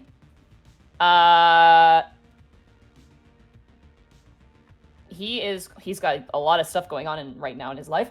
I know, I made him feel bad. Kel, actually, you know what? He's gonna go for you, Gibby. Because you seem to be the easier target. I thought we were initially 60 feet away because we both dashed to the same position, then she took 5 steps She back. dashed on the other side, though, and she's 20 feet away from him. Did I? I was just trying to get a little farther from him. Okay, I'll say you used your full movement to get far away from him. So that in case he's going to go for Kel. Because he is aggressive, which means he has double movement. Bring it. Because I wanted him in sight, but I wanted to get farther away from where I was. Ooh, that's going to be a 22 to hit you, Kel, as he charges up to you with a fist. That hits. Okay. Just for context, by the way, I'm flavoring their punching as really powerful weapon attacks because they're orcs, and that's all they got. So, big boys. Big boy. Ooh, that's gonna fucking hurt you. That is going to be 13 points of damage, bludgeoning damage, as you get clocked clean in the face. Ow. Okay. That ends the orc's turn because the other one is passed out on the floor. It is now the Tanis. It is now your turn. Okay. Second verse, same as the first. I'm just gonna try and do just beat him unconscious with my sword. Long sword. Here I go. Natural 20. Oh my god! I'm glad you're. And can I have some of that back, Tanis? Roll 20. Can you stop sending me mixed signals? Not a 5. You are tearing me apart. Roll 20. All right, go ahead and roll your damage. Come on, please. Yes! But what does There that we mean? go. How do you want wanna the knock other one this to get guy bad, out? though? So I'll just have my hand on my sword and one on the scabbard. And I'll just look at him like, are you sure you want to keep doing this?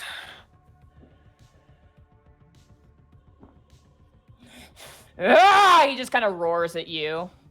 All right. As soon as he steps forward, that the bottom of that scabbard is the sword is still in its sheath, and I just shove it into his solar plexus like I did with the last guy, and he goes flying into the wall. He does. The drywall cracks as he slides down onto the ground unconscious. I look at the one at the door. And I say, son. He's gone. He ran out into the alleyway to fight Cal. Oh, I was going to say something cool. I'm sorry. I'll turn around and I'll say, son. Oh. You could still talk to the one in the cage. I could. That's exactly what I'm going to go do. I go over to the cage and I'm like, hello? Are you hurt? Do you take the tarp off? Yeah. All right. You see a Goliath woman. Probably in her 40s, I would say. She looks like she's been banged up. Like she looks like she's been beaten up a lot. And she kind of is rubbing her arm where she was choking out that orc. And she turns to you and goes, I have never been better. I'm gonna get you out of here. My name is Vero Tanis. I'm gonna get you out of here, okay? Yeah. Thank you, Mr. Thanos. I'm assuming I can't do that as on my turn because I did my action. Yeah, you used your action to attack. Okay. I'll just stay there. I'll just be like, guys, we got something in here. I need him to miss me, please, because I can't roll above a fucking 5. 9. Right now. He misses you again. Thank God. I'm still alive. Hang in there, Brian. Cal, it is now your turn. You have an orc in front of you. Okay, for my bonus action, I'm going to move my spiritual weapon behind him and have it strike at his legs, specifically the knees, from behind. Okay. As a 16. That hits. Nice job. That is 4 points of force damage to his knees from behind. Nice. The spiritual weapon slides over and bashes him in the knees, and he kind of goes down to one knee. And now, for my action, And using spiritual weapon in that way, it's just a bonus action attack. It's just a bonus. Yeah, I know. It's not Yeah, I know. counted as a spell, meaning I can still do a spell. Yep. Spiritual weapon is boss. I love it. let's break this out and see what happens. Because depending on if it hits or not, I will flavor it differently. Oh, inflict wounds. 11. Doesn't hit, unfortunately. Then let's just say Kel looks at him and hesitates as he reaches out an arm. Okay. You watch as the orc kind of like slaps your arm away and grabs you by the throat. All right. It is now the woman in the cage's turn. Kel will also say to him, I do not want to hurt you, but you are in my way. The Goliath stands back and kind of gives you room to work, Tanis. Gibby, it is now your turn. Let's see. He's got Kel in a chokehold or whatever. Yeah, he's like he just grabbed grabbed him by the neck forward, like ready to hold him up. These guys are big. These are big guys. How big we talking? Because Kel's 6'8". They're about like 7'5", if not taller, and they're wide and big. Like these are full-blooded orcs. They're not half orcs. Would be around your same size. These guys are like big in this universe. EA Sports big. E. I don't have to. He's gonna be hit by my vicious mockery no matter what, because I already. Yeah, he has to make the saving throw. So yeah, because I don't want to hit him with something that could potentially hurt Kel. So let's hit him with vicious mockery again. All right. Let's see if he'll drop him. Roll. No, so slash roll 1d4. You have to click the spell for me. He's got to make a saving throw. I thought you just said no. Inflict wounds. Inflict wounds is a touch spell. No, she's using vicious mockery. I thought you just said though I don't have to because it No. already. You have to press the spell, so I know what he needs to roll in order to resist your spell or not. Oh, whether he all right. Yeah. Wait. Okay. 1. No, it's a DC 13 Wisdom saving throw, but you already rolled your 1d4. Okay, so he got a 13. Which I'm the aggressor, so I win, right? Aggressor wins, yes. You do 1 point of damage to him. What do you say to him? But I did the 1d4, right? So that's psychic damage? Yeah, it's psychic damage. Oh. So did I just shouted him. I just yelled him, "Let go!" You watch Kel as he's got you by the throat, and he like brings both of his hands over your throat. You hear Gibby yell, "Let go!" And you watch as his eyes roll into his skull, and he goes catatonic and falls on top of you unconscious. Oh no! And I'm just like, Gene grayed him. I just go over. It's like, are you good? Jesus, I keep forgetting how good that works. I assume those of us outside are out of combat technically? Yeah, but we're gonna use the turn order regardless. All right, then. Just for Kel's keeping just up. stuck under him for now. Just keeping with sequence of events. All right, Gibby, does that end your turn? I've run up to them, but I can't help pull them off just yet because I've used my action. So Yeah. Bryant, it is now your turn in the fight pit. All right, look. Roll 20. I got like a 66 and 3/3 chance of getting this right. And if we take like the 1/3 chance that I had before and we add it all together, that's a 12! That hits. Go ahead and roll damage. 7, baby! Nice! Max damage! That's nice. How do you clock Take him? that shit with you. Huh? Yeah! How do you hit him? As I dodge out of the way, I'm going to go for a single leg takedown, and I'm gonna go into a half guard, and I'm just gonna start pummeling him in the fucking face. All right. Alrighty, that brings us around to the orcs who are all gone, which brings us around to Tanis. It is now your turn. What does this cage seem to be made out of? It's metal. It looks like a shipping container that's been like cut in places to make bars, essentially. It's solid, but it's crude. There's a padlock locking it together. I'll look at the Goliath woman and say, do you know the combination? It's a key lock. Oh, a padlock. I'll search. I'll just point to the orcs on the ground. One of them have the key. The bookie has the key. Shit. But you have a sword. Yeah, that was plan B. And I'll slice at the lock with my sword. All right, roll to hit.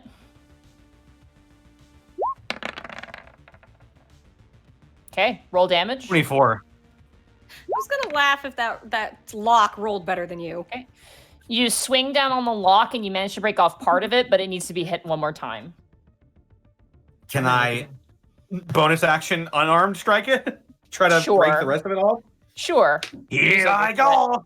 You also rolled a 5. Yeah.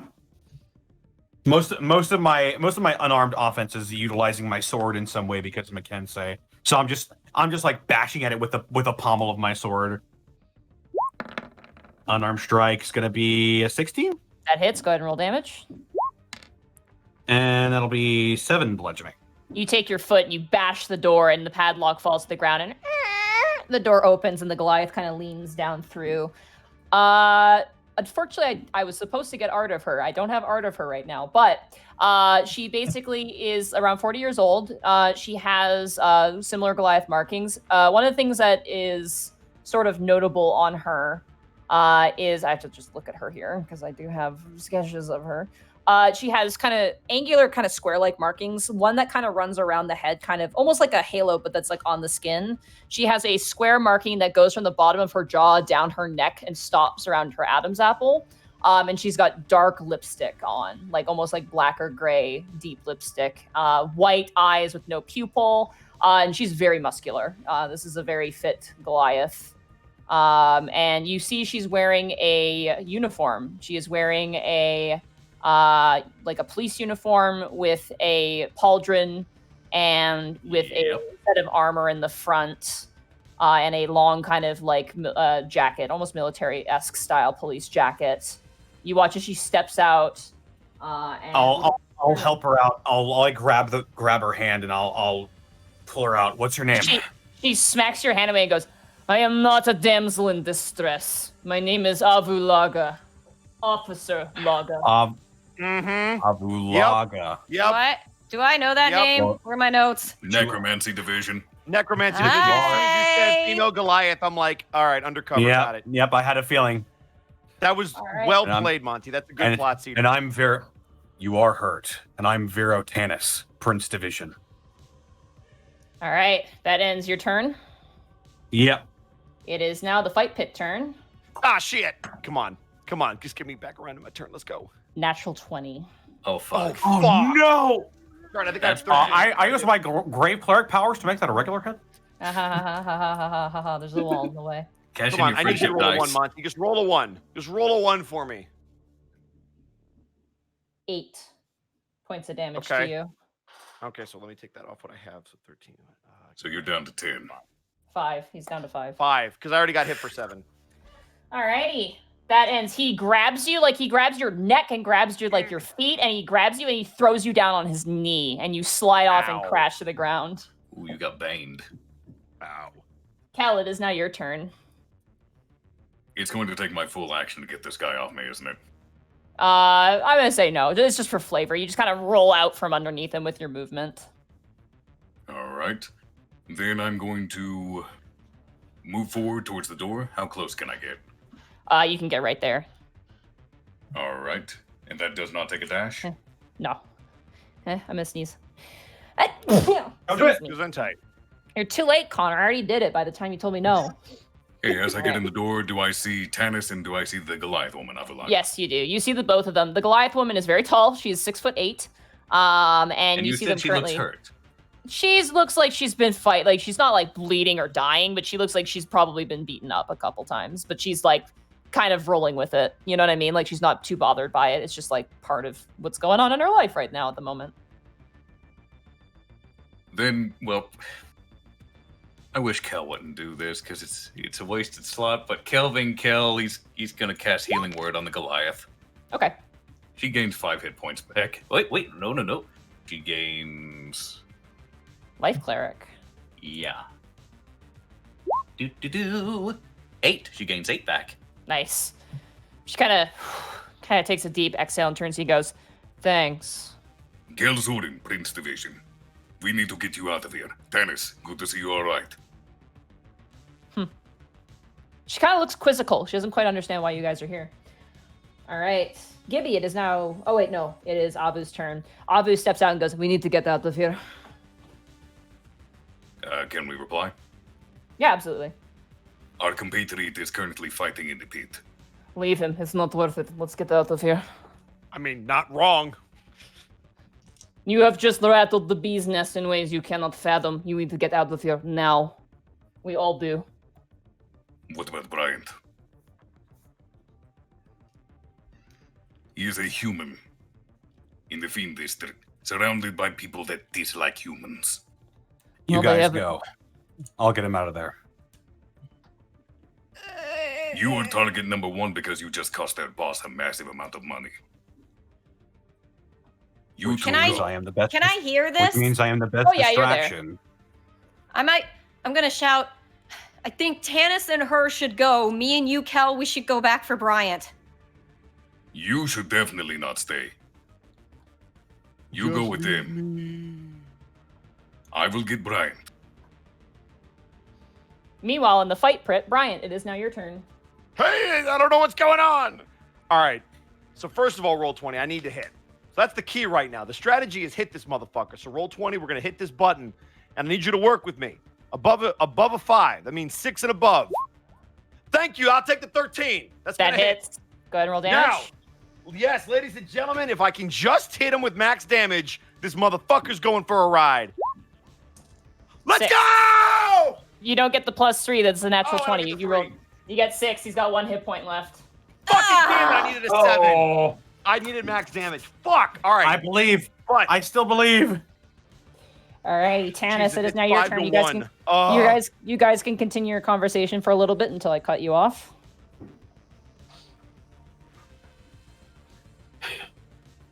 If I've learned anything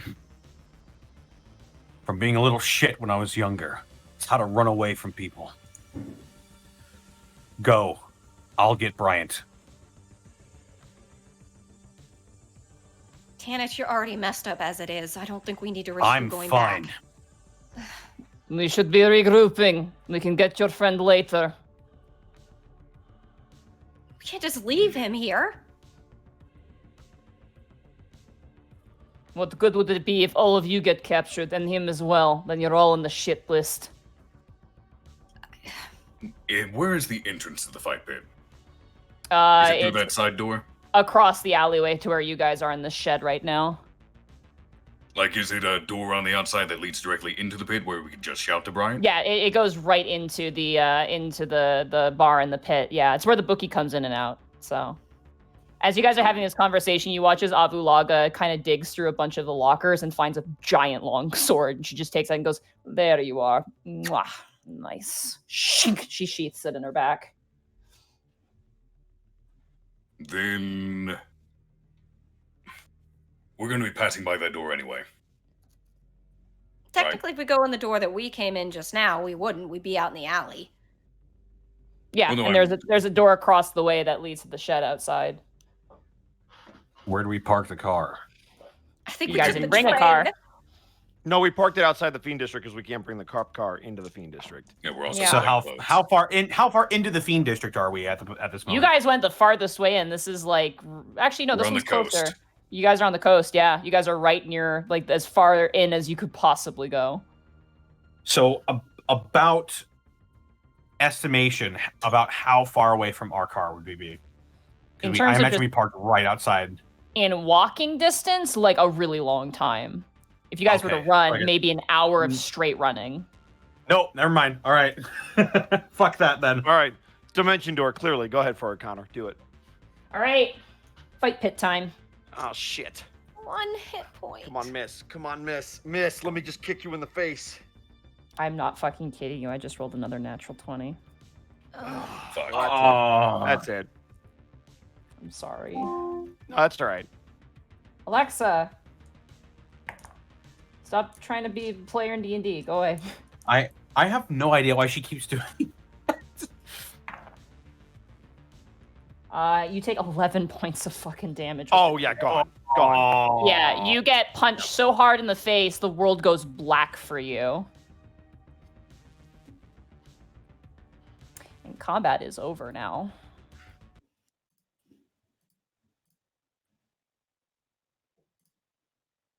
Nope, that's not what I wanted.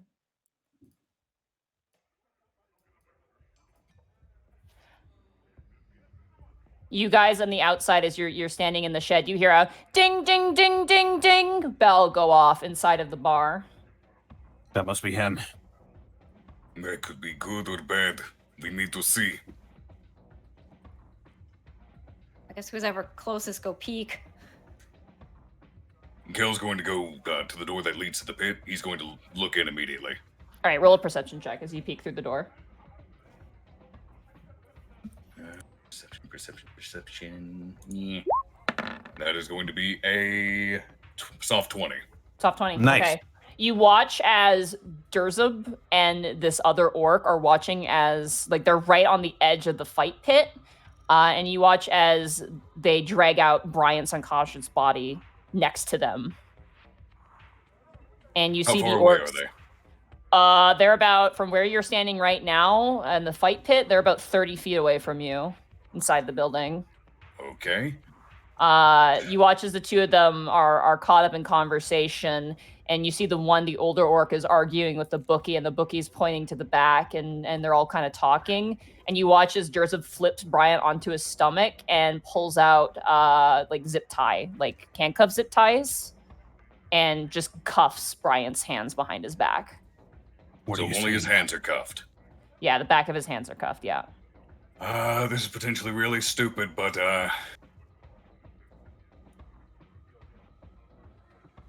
Kel is going to say to the people behind him, "Keep moving now. Bryant is down. Go, go, go!" And Kel is going to cast Healing Word on Bryant Okay. at level 1. Alrighty. Bryant will gain back 6 + 3, 9 hit points. He should be All right. up. I assume I get conscious. Yeah, you're conscious. You look up and you currently just see like gross, grimy dockwood. And as you kind of leer your head up, you see 2 orcs looking down at you and the troll looking down at you. Oh. Ugh. Did I win? Yeah, you're a win, all right. Oh, I appreciate it. You always tie up your winners. Take these fucking things off me. Nah, I think the Baron's gonna want some words with you. Fuck your Baron. You're gonna get hit again. And it's with advantage because you are currently restrained. Yep. That is going to be a 21. 21 to hit you. Yeah.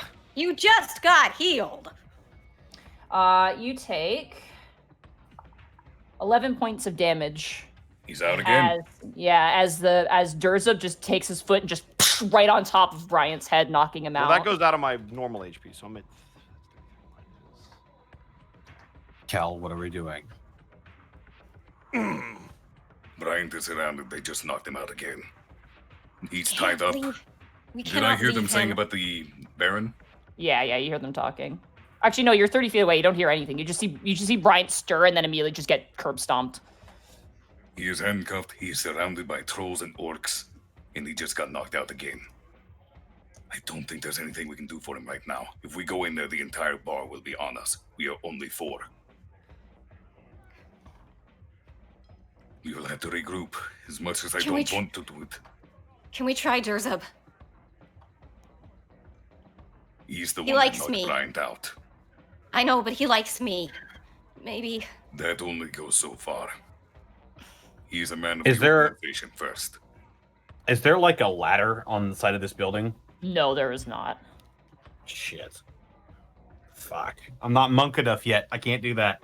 Shit. All right, never mind.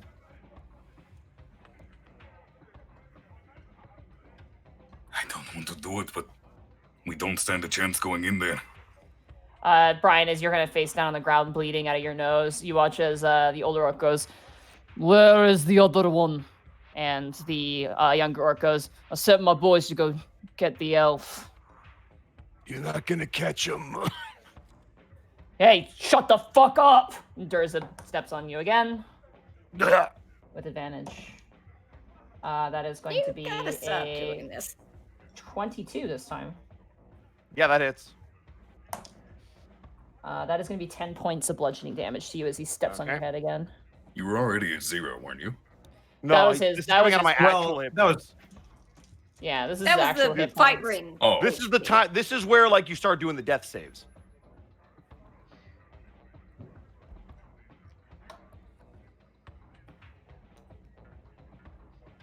Avulaga is just like, what are we doing?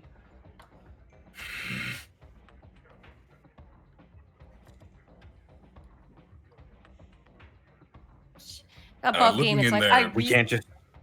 How many people are Above immediately game. around Bryant? A lot of It's like- people. above game. It's like I really want to try talking to Zerba, but I'm remembering that fucking Manticore is in there. He will out us as officers. the Yeah, moment we he could walk in fuck and the me. bar's on us. Yeah, he could fuck me Hold up. real person hard. only affects one being. I can hold one orc and that's it. If there weren't that many people around Bryant, we could do something, but we're trapped. We'll have to try to fetch him some other time. Yeah, if that fucking Manticore wasn't there, I would be trying to talk to Durza. But because that Manticore is there, that is a not in this ring. That is a wrinkle in this that I do not want to take a risk on. There is also a troll right there, too. Yeah. Shit.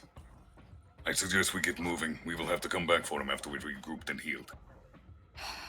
And Kel's going to start moving, but not before casting another healing word on Bryant as he's going by. If he could stop getting his ass hurt. And this time, it's still going to be level 1. So that's 10 hit points back. Cool. Get healed for 10, Bryant. Nice. I'll lose it in about 30 seconds. All right. God damn it. We don't have a Okay. choice. Okay, let's go. If we could have gotten to the pit before it ended, we could have done something. Let's go. We'll think of something. All right, you guys take off with Avulaga in your tow. She is very fast. And she seems to know her way around this part of the city very well. As you guys leave, Bryant, you are on the ground as people gathering around you, kind of looking at you, and the money's being passed out by the bookie. You are dragged over to the orcs where the big orc was sitting, and you're just kind of thrown onto a chair as Durzub and this other orc and this troll look down to you. Your friends, what are the names? I have no idea who they are. Don't be fucking smart with me! And he punches you. That is going to be... Oh, with advantage, I keep forgetting. Okay, that's going to be another 23. That hits.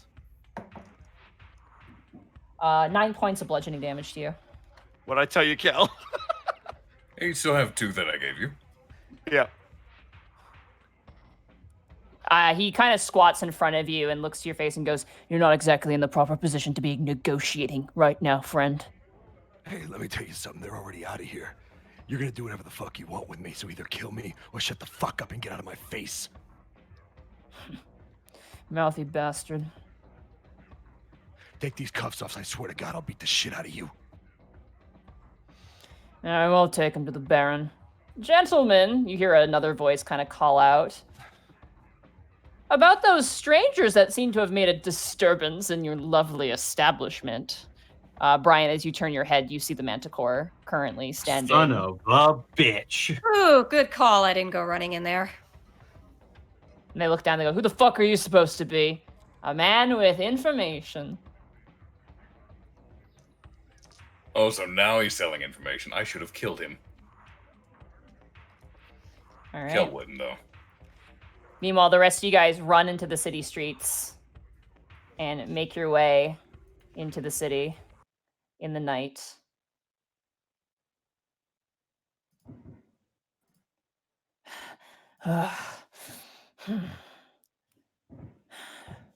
What do we I think do? that do not go back to right to the precinct. They'll know exactly who you are. They already will. There's a manticore there that we ran afoul in our previous case. He knows exactly who we are. Brian's already Wait, been out what? by this point. Yeah. On our way out, we encountered that same manticore. Oh, He knew our names. God damn it. This is my This is fault. worst case scenario.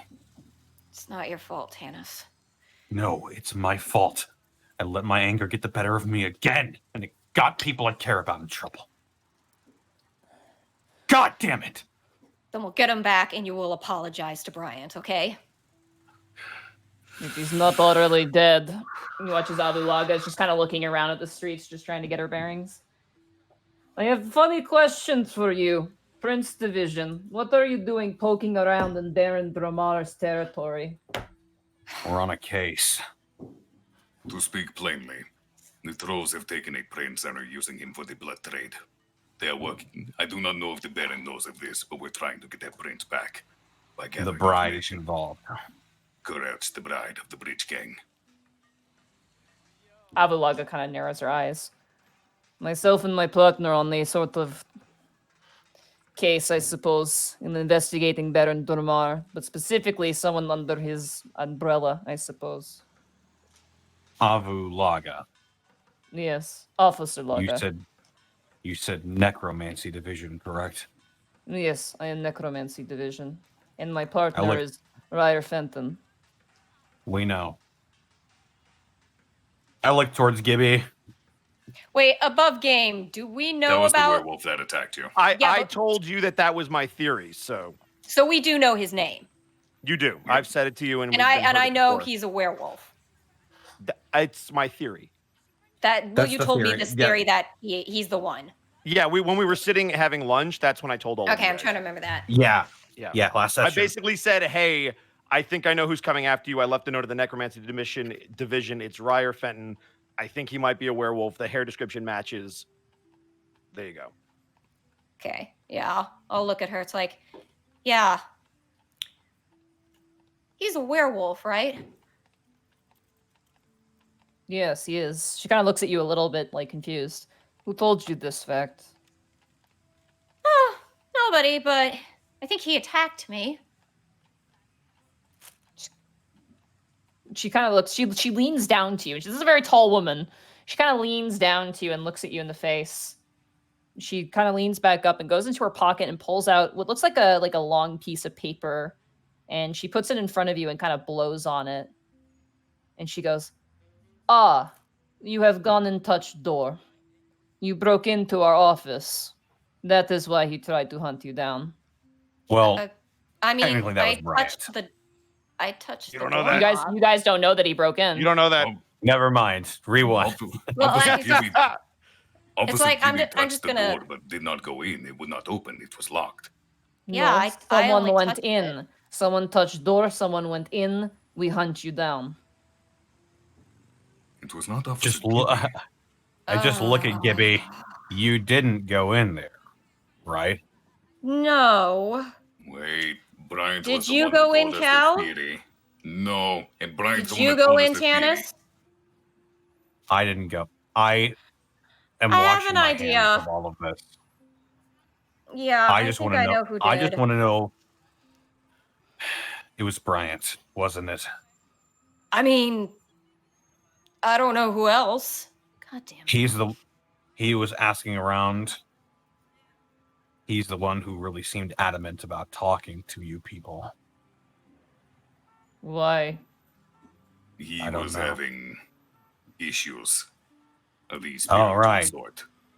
The ghost.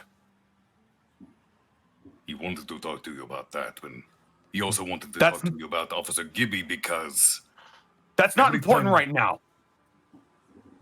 How are we going to save him? I appreciate you saving my life. But the man who does something like that, in my eyes, is not someone I wish to save.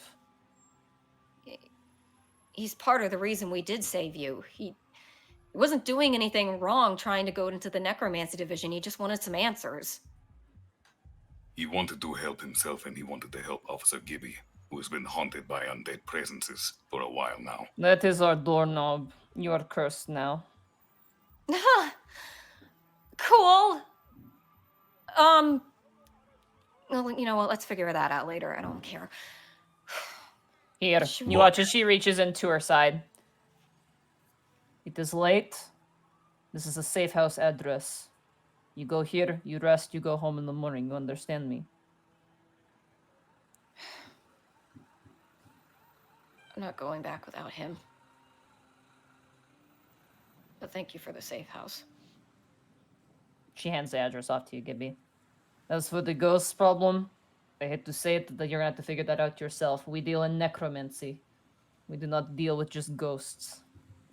Wait, which ghost? Brian's ghost or my ghost? She points to you. You're a ghost. So you I get a curse on me that you guys created, but you don't know how to lift it? We did not create it. We repurposed it. All right. Either way,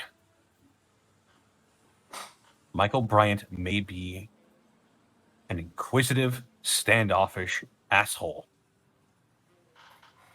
but he is your fellow officer, and he put his neck on the line to try and save you and to try and save princesses. We saved you too. You owe him that. I owe him nothing. My being there was a coincidence. Then Our you owe jobs are not me. this-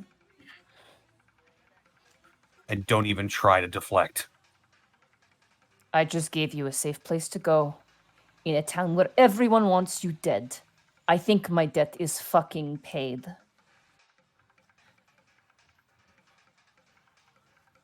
Come on, That guys. is fair. We will go figure do this this. out ourselves. Or die trying. Now, if you excuse me, I have to find my partner in this madness. Do not try to get yourselves killed.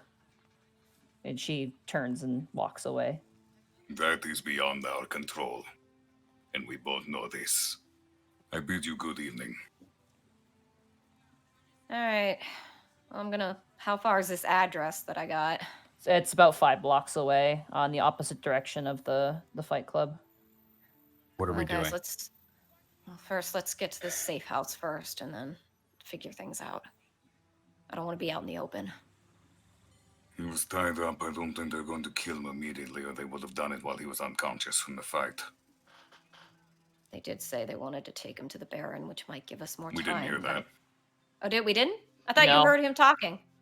Nope, not close enough. 30 feet away, in a loud What? bar. All right, never mind then. Backtrack. Okay, let's just go to that safe house. With a manticore there, they're going to know everything, which means our quarry is going to know we're onto them. This is worst case scenario. We have to get Bryant back first. We need to know what they're going to do with him. We'll have to give a lot more information now. I can stay there. I can stay around the building and scout it out. I can give you info about what they're Tannis. doing. Tannis, you not need get to caught. rest. They will be looking for you first and foremost, because you're the I one that need cost them the money. Tannis just looks at her plainly. I need the least amount of rest out of all of you. I'm an elf. I can go without it for a long time.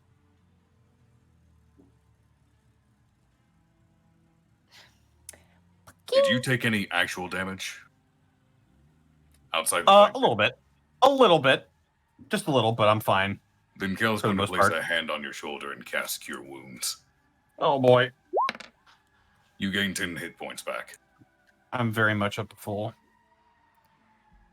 Be How are you safe, on, like, be I don't know what you swift, have. Who? Be How are you Super on, like, your Kings. points and stuff? Your phone went off. Mine? Yeah. Oh, I was wondering. I heard Monty do that. I was like, what's that mean? I look at it. It's from your daughter. It's from Neff, and she says, "Dad, are you coming home anytime soon?" Question mark. Working late? Question mark. I look up at the sky. How dark is it? It's like 4 or 5 a.m. right now. Oh. I text her back. Yeah, sorry. Working late. Case got me busy.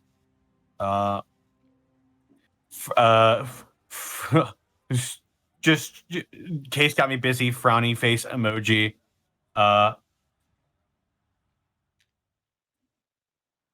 Feedback at ASAP. Do you need money for school or food? She responds after a while as you guys walk the distance to this safe house. Which, by the wait, way, I thought Tannis wanted to go back. oh yeah, Tannis wanted to separate off. That's right. Yeah. Is he doing? Are you doing that now, Tannis?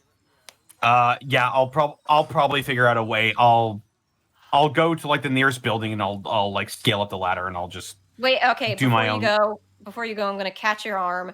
First, I'm going to text and make sure you have the address of the safe house. I'm going to say to you, look, don't stay long. Figure out what you can and get to the safe house. Okay.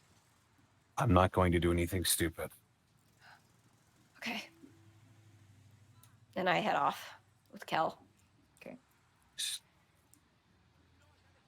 Kel and Gibby, you guys find the safe house. It is just an empty like apartment building. It's like in a really shoddy neighborhood. There's no furniture in it either. There's like some sleeping bags and like food, like takeout boxes, and that's it.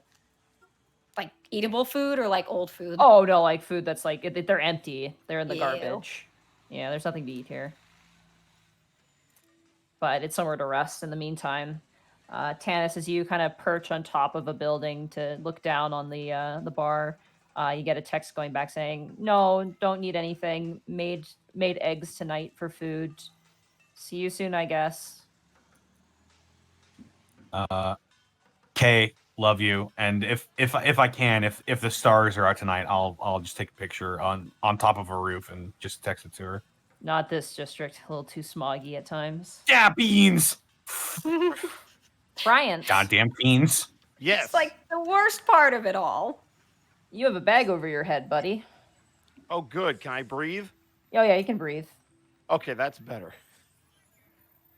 Your mind is dizzy. Your head is absolutely like just killing you at the moment. Probably concussed. You are constantly being thrown around, not like aggressively, like beating you up, but like you can feel Like a yourself trunk? being moved. Yeah, you eventually, you do hear the sound of a car.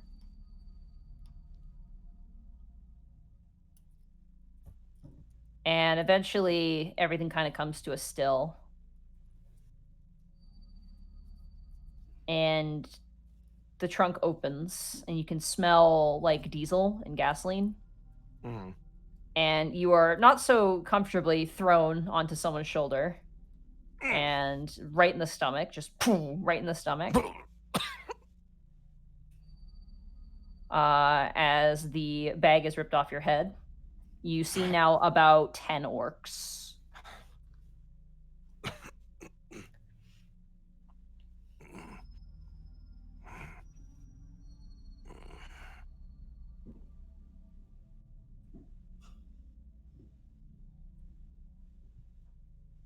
They don't say anything to you as they all begin to move in a parking lot. You're not sure where you are at the moment. And you are taken into a building wherein which you hear the far-off sounds, the clunks and clinks of slot machines. And the sounds of voices and numbers being called out, and the flipping of cards and the stacking of decks as you walk past a crowd of people currently gambling in a massive, massive casino. So loud and so noisy that nobody notices you or your predicament at all. You are taken through a set of double doors labeled staff only.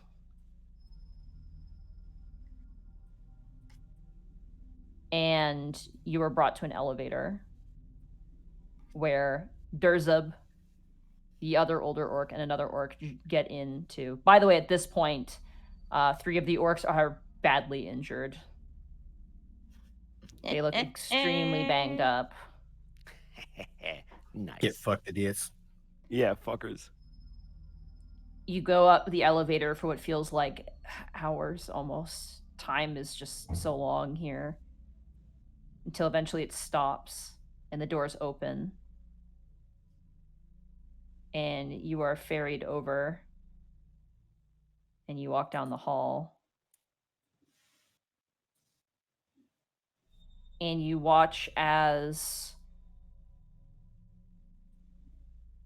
you hear footsteps approaching you. 2 footsteps. And you see Durza behind you kind of perk up and run up ahead. And you hear him go, hey, what are you doing out this late, eh? You having another nightmare? And you hear a small voice go, yeah, I had another Oh no! nightmare. Oh no! Hey, well, you shouldn't be out and about right now. You should go back to your room, okay? Who is that? Hey, don't worry about it, all right, Amelia? Let's go back to your room, okay? I'll take you back to your room. Come on. Let's go. And you watch as you kind of turn your head, Brian, as you see a young girl with long black hair, looks about probably 10, 11. And you watch as Durza picks her up and kind of just carries her over to a room down this hallway and opens up the door and just kind of goes, you want anything else? Do you want me to turn on the light? You kind of hear her voice just go, what's happening? It's just business. Just business, Amelia. Don't worry about it. He just kind of closes the door. He walks back to the group. Yeah, we'll put him in a holding room for now. The Baron's sleeping. But come dawn, you watch as Durza kind of turns over and looks you right in the face, Bryant. You're going to be the world's unluckiest man. He got to taps you twice on the cheek. And as you are shoved into a dark room, that is where we're going to end the session for tonight. Fuck. What are we gonna do? Of all the ways I could have gone, that is the worst fucking case scenario. In which a critical success ruins the mission. Roll 20's constantly out to get us. It never lets us do anything when it's important, and then screws us when it's really important. I guess stop the recording. Bye, Austin. Bye, Austin. What a session, though. Monty, Holy that was shit. fucking amazing. That was like, holy crap. I'm like, I had all these factors. I was like, okay, where are my bullet notes for this fucking area? Because I had everything for everything else on the other things. I thought that's where you guys were going. And so I was like, shit. So I had to find my bullet notes and just work off of that and fill in the gaps there. So Well, you did a fucking phenomenal job. How about something someone suggested earlier, flirting with danger? Because things I was kind gonna of say belly up. Flirting with danger or disaster. There's actually a song called Flirting with Disaster that's really good. I can't believe what you thought I was doing was brilliant. I was literally just throwing darts. It was working. It was working. I was like, until the natural 20. I was like, find something. Maybe he'll say something. I hate that I got a natural 1 on initiative because if I'd just been a little bit faster, I could have gotten to Bryant. The thing was, Sarah, by the way, I should have like maybe mentioned before the orc came up and started like being a little forward with you. The first one, I'm like, I hope Sarah's okay with this, and I probably should have. I was gonna roll with it. I mean, I was not expecting him to be like, oh, may I buy you a drink, young madam? Oh, let's go take a walk along the promenade and have a lovely day. No, I'm expecting him to be sort of forward. I was not surprised by any of that. Okay, I should have checked first to make sure you were comfortable with it, though. I feel like I dropped the ball on that, and I'm sorry. I should have probably. Thank you, though. If I suppose that I suppose it's a good thing. Kel might kill him. Depending on what happens to Bryant, if Kel sees that Manticore again, there might be a dead Manticore. Just throwing that out there. Damn. What a session, though. Holy shit. That was fucking amazing. Episode 12. Yep. I can't believe... Roll20 is such a fickle This is no one's fault, and this is so much more interesting and like from me. Much more interesting. Monty, you don't need episode 10 anymore, right? Can I get rid of that file? You can get rid of that file, yeah, it should be fine. Constantly like jelly-filling my space in my computer.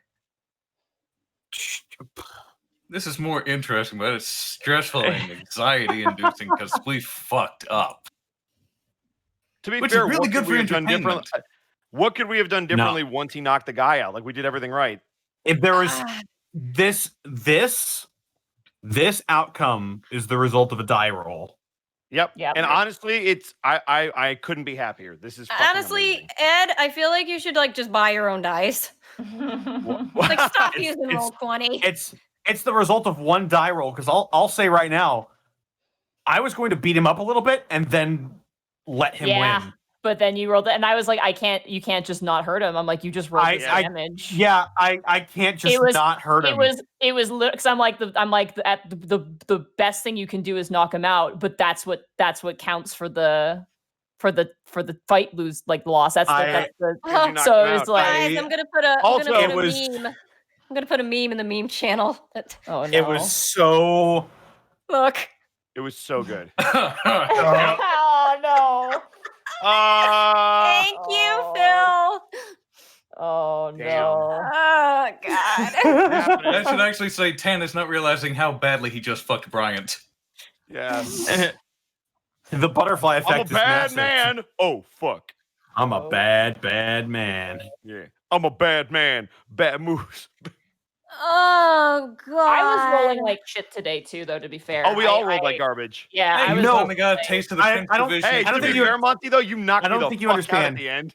Yeah, I don't think you did. understand, Monty. There's rolling like shit, and then there's actively going towards the worst outcome with how bad your dice rolls are. It's like 5, 5, 5, 5. Your It's damage not- was 5 not- like 6 no, times in a it's- row. It's not bad. It's not even bad dice rolls. It's unlucky dice rolls. Well, yeah, because think about it. We had a 70. If you win with a 6 and above, you basically had a 75% chance of hitting the guy, and none of us could hit anybody. I was gonna hit him one more time, and I would have thrown the fight there and be like, hey, "Punk bitch, I beat you up," but I could have knocked you out, but I didn't. I'm gonna go get the diabetes stuff for the kitty because he's sitting next to me on the couch, so I can just do that and still be on my headphones. Oh boy. Well, we've sure got our hands full next session. Yeah, right. I can't sure. even wait. And we still have to deal with being locked in a cage on Wednesday. Ladies and gentlemen, this has been the Prince Division, episode 12. Yeah. Yeah, it has been. Monty, where can they find you? Hi, they can find me at Monty Glue on Twitter. You can find me at twitch.tv/Monty Glue, where tomorrow, the first episode of Final Fantasy IX, my playthrough of Final Fantasy IX, will begin. I really hope to see people there. We're going to be starting at around 6 to 7 p.m. Pacific Standard Time. There will be an announcement on my Twitter and an announcement on my Discord. So definitely keep your eyes peeled. It's going to be a lot of fun. I have new, you can pick whether you're Team Vivi or Team Steiner. And with Vivi, it's Crime Time, and Steiner, it's Peace. So definitely come check it out. It's one of my favorite Final Fantasies, if not my favorite Final Fantasy. It's kind of a close tie with 6. I can't choose between the two. So definitely come and check it out. It's going to be a lot of fun. But beyond that, you can find me on Twitter where I talk about random crap. And you can also find me here DMing the Unexpectables this coming Wednesday as well. So yeah. Don't Oh, hush. goodness. Stay still, kitty. I know. Come on. Oscar, where can they find you? Other than being they can tied find up me in the Orc Mafia. That's true. Or locked in a cage. They can find me at Ed Bosco VA, and then right here on twitch.tv / my name, Edward Bosco.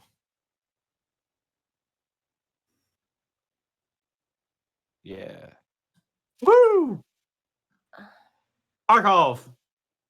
You can find me on twitch.tv / Arkolf. Tomorrow is Murder Cave.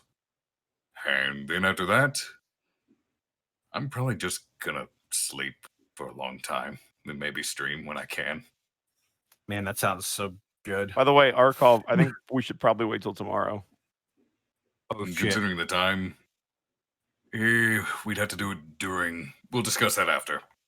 Yeah. Sorry, Kurt. Sarah, are you good to plug yourself? No, I think You she can went- find me at there she Sarah, yeah, on Twitter at Sarah with an H, at Am with an E, at Willia with Williams about the MS Twitter. To be honest, I like the company because it makes this less stressful being on my own doing this because I hate doing it to him. All right, baby kitty, it's okay. It's Nice never to fun to meet get you. Cats. It's never No, good. You never actually- feel like the good guy when you medicate an animal because they hate Yeah. it. Actually, Yeah. that part is the actual giving him the insulin is super easy. It's this new step, which is I have to prick his ear and I have to be careful because I don't want to go through his ear because it's so thin. But I do have to prick it enough that I get some blood so that the sensor can read them off. All right, I know. I basically, for about a minute or so now, I've been warming up his ear because that apparently makes. I know. Come on, I need you to just keep your head straight, buddy. All right, let's do this. Here we go. For kitty cats. All right, buddy. Aw. All right, We will hope that we get it. But yeah, I did just realize this is the second time when your characters got kidnapped by orcs. I didn't. Yeah. I honestly, if I had power of the outcome, I actually would have wanted you to win that fight and run away with everybody. And now I'm just like, well, fuck. Okay, Now okay, he's I got like, you lost. I legitimately thought you were like, I was like, okay, this is really close. I'm like, if he wins, It it's was- gonna be great. But then Yeah, you but lost. think And I'm about, like, think about it like fuck. this, Monty. You were This 1 is- point away from winning, weren't you? 1 point. Yeah, of damage away I from needed a winning. 7. I got a 6. But this is a much more interesting story. Oh, that's a lot of blood. I'm sorry. Ooh, Oh no, that's kitty a little more cat. than I meant to get him. He's okay though. Uh, I got the reading. Yeah, Woo! that's a little lower than yesterday, but I think I'm still. And gonna of be course, you can find me on Twitter and Twitch at Distortion Devil, where I'm streaming Tuesdays, Fridays, Saturdays, that's and not too Sundays. bad. I'm playing Ring Fit Adventure, WWE 2K20, playing RIW Roll Initiative Wrestling, my own D&D themed wrestling show, using 2K20. Friday is Friday Funhouse, where I play a bunch of games with my friends, just have a good old time, fucking around. We played Dead by Daylight last time, I think. I'm sorry. That was a lot of baby. fun. Saturday, I'm streaming Bayonetta. And that's actually a lot of fun. I think Bayo 2 is a lot more fun than the first one. I like it. And Sunday, of course, is The Harbingers with Dennis Dyack, the man behind Eternal Darkness, Sanity's Requiem. We're in the process of helping to promote his new game, Dead House Sonata, a spiritual successor to Legacy of Kain. It is a narratively driven action RPG where you play as the undead to fight the living. And I'll be voice acting in it as well. I've been tasked by Apocalypse Studios to promote this game as well. And if you follow that link, you can gain access to the first age, and also help support not only them but me as well. Definitely go check out their forums, check out their Discord if you're interested at all in this game. Any kind of support helps. But other than that, thank you all so much for stopping by. And Can I make one more thing too as well? Special thanks to that Art Jack for again doing artwork for this for the show. He did Durzub in like an hour. Like he did it really quickly. So Jeez, yeah, he did a Smell yeah. really good job. It was a really good job. Also, before I forget, in case there are people who still don't know, this is our first week doing it. The Unexpectables and the Prince Division and all of our shows are now on Spotify. Yeah. So you Run can the listen to us spoofy. while you're at work. Yeah, we run the spoofy. Hey, Monty, where can I find the Unexpectables? Are you on spoofy? Okay. Sorry. I love we're referencing a Game Grumps, one of the fathers of Game Grumps, who has a great voice and I love him. Oh, yeah. But yeah, no, that's huge. Yeah, if you guys want to listen to the podcast, you can find it on Spotify now. Thank you, Connor, and you and Austin were kind of the you guys took total control of that and you got all done, which was really great. Hell yeah. All right. And other than that, we've got some remainder of the bits and subs I'm going to read out while we I'll go wind shoot down him for up the real evening. quick, and that'll be the last torture I have to put this cat through. Fair enough. Fair enough. You're doing what he needs. You aren't torturing him. It's uncomfortable. But it's necessary. I'm certain I'm not getting all of these because Streamlabs is strange, but Moose Bullheim, thank you for the 3 months. Happy 4th, guys. Hope you guys are having an amazing one. Simply Ruckus, thank you for the 2 months of subscribing. The Sequum Kid, thank you for resubscribing for 3 months with Twitch Prime. Oh nope, I read that one already.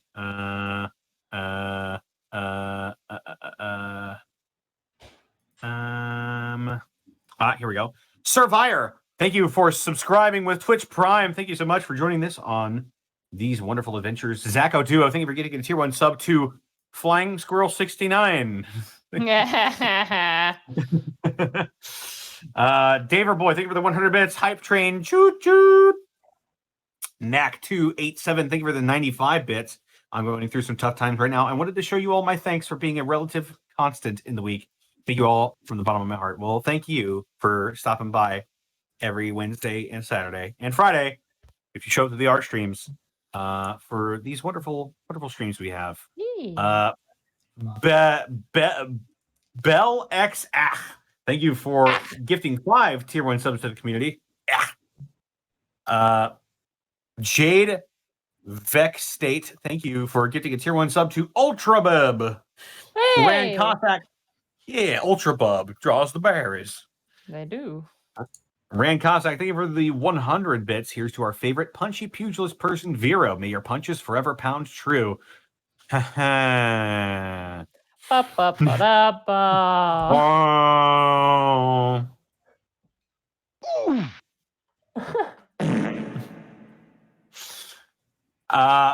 Detective Sheep, thank you for the 200 bits. Hey guys, recently my IRL friends got me a limited edition portrait of the ASDF movie quotes autographed by Tomska himself. Ooh, the ironically signed on the top "Beep beep, I'm a sheep" quote. Nice, dude. Thank you for the 200 bits.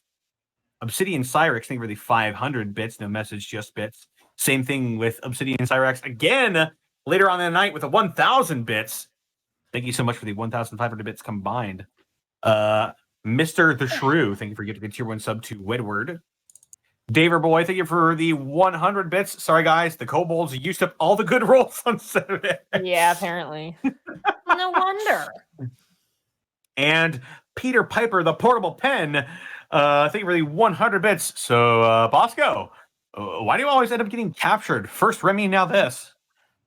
This time God, it is wasn't this just- a thing? I didn't want him to get Yeah, it is. captured. I mean, it doesn't matter. The dice decide, but I was just like, I'm like, fucking, goddamn it, it happened again, and there's nothing I can fucking do about it as the DM. The answer is, it's my fault. If there were So, just to be less fair, people around him, I would have used hold person and gotten him out of there. I will answer this. I will answer this once. I just appreciate that Monty is willing to kick my ass and capture me and throw me around without fear that I'm going to be upset. Like, I think that's a really important trust to have with your DM, where they can beat you up and not feel like it's punishing you. It's just the way it is. And I'm really excited to see how this goes. So there's no hard feelings. It's just how the dice fall, and we're going to have to like, see I think how it's we a can lot get more you out of interesting this to have situation. Brian get captured because he could use the fucking character development. So we'll see what happens. Generally, we're Oh. fine with anything. It's just Roll20 keeps bending us over a barrel. Well, yeah, I mean, like it's not even giving us bad rolls. It's giving us inopportune rolls. But yeah, either way, It's giving us bad rolls and inopportune rolls. Rand Cossack, thank you for the 100 bits. The ice cream man is a cold hard Keller. maybe one day. Depends what happens to Brian. Blackfoot Fairy, thank you for the elite bits. Even when things are bad, it's good. Also, no, guys, Monty is not punishing me because I used Mr. X in wrestling. It's fine. No, I She didn't Monty- even know until you Monty- just said it. Monty's not going to punish us for menial things. Otherwise, Panic would be dead. I was gonna say. Burnout Vaughn. I like to. I'll. I mean, I think the greatest example of as the farthest I will go was when like you guys were the kobolds and Kurt had to make a strength check, and I'm like, you're not Borky now, motherfucker. He still passed, but I still was bitter about He it. got a 19. Yeah, he got a 19, and I was like, oh, because I was like expecting him to fail. Because he was a kobold, The but- hubris, the greed. Exactly. Yeah. Burnout Vaughn, thank you for the 400 bits. So next week on The Sopranos, we have the famous VA talent Edward Bosco as Man Who Will Die if he says something stupid. So, Man Who Will Die. In about 5 seconds into the next episode. He's like, Probate. so you're gonna tell me where your friends are? Fuck you. Probate He's with dead. the 10,000 bits. Really? So, Bosco, Oh, jeez. how do you feel knowing that you've been in 2 games where Monty DM that resulted in your character being kidnapped and beaten up? Boy, let me just say this again. I think it's really wonderful that Monty and I have the player DM connection where she can kick my ass, and I don't mind because it makes for a great story. Get the fuck out of here. Egg salad, dude. Salty. I always You think got back fries for that to salt? I always Huh? think back to Panic escaping that blue dragon's clutches. Yep. Just barely, and Monty was like, okay, guess I'm gonna have to think of something else now. Yeah. That, I mean, I have I ideas appreciate of- about I have Monty. She lets ideas the of- dice decide. Dude, this was such like I have no idea what the fuck's gonna happen. I'm like, I have these bullet points. I'll be and right these, back. There's a like, spider. these- these constant things. I'm like, beyond that, we'll find out what happens. It was a wild session all around. And finally, once more from Peter Piper, the portable pen, with the 100 bits. So, Bosco, is this a typecast for your D&D character? It really is. That's why I didn't play the fucking Cobalt game, because I was like, I'm just going to get captured by orcs. It's fine. I'm good. But other than that, I think that is everything. Thank you all so much for stopping by. We've been going for almost 4 hours now. Let's keep it going until the 4 hour mark. We got 15 seconds left. I'll tell you what. Who should we raid? We should figure out somebody to wait. I would recommend Therapod. Are they streaming? Yeah, I'm down with that. Siggy is streaming. She's streaming art, so we could raid Sigiku. They've got 9 viewers right now, so let's do it. Yeah, we've officially hit the 4 hour mark. So let's get going, guys. All right. We're gonna raid Sigiku. What will our raid message be, guys? How about there's no Fight Club? No Fight Club. Yeah. Don't talk about Fight Club. How about that? Don't talk about Fight Club. Don't talk about Fight Club. Don't talk about Fight Club. No, nobody. That's our raid message. Don't talk about Fight Club. Nobody talk about Fight Club. Nobody. Not a soul. Guys, don't say it. Thank you all for stopping by. We'll be back next Wednesday for the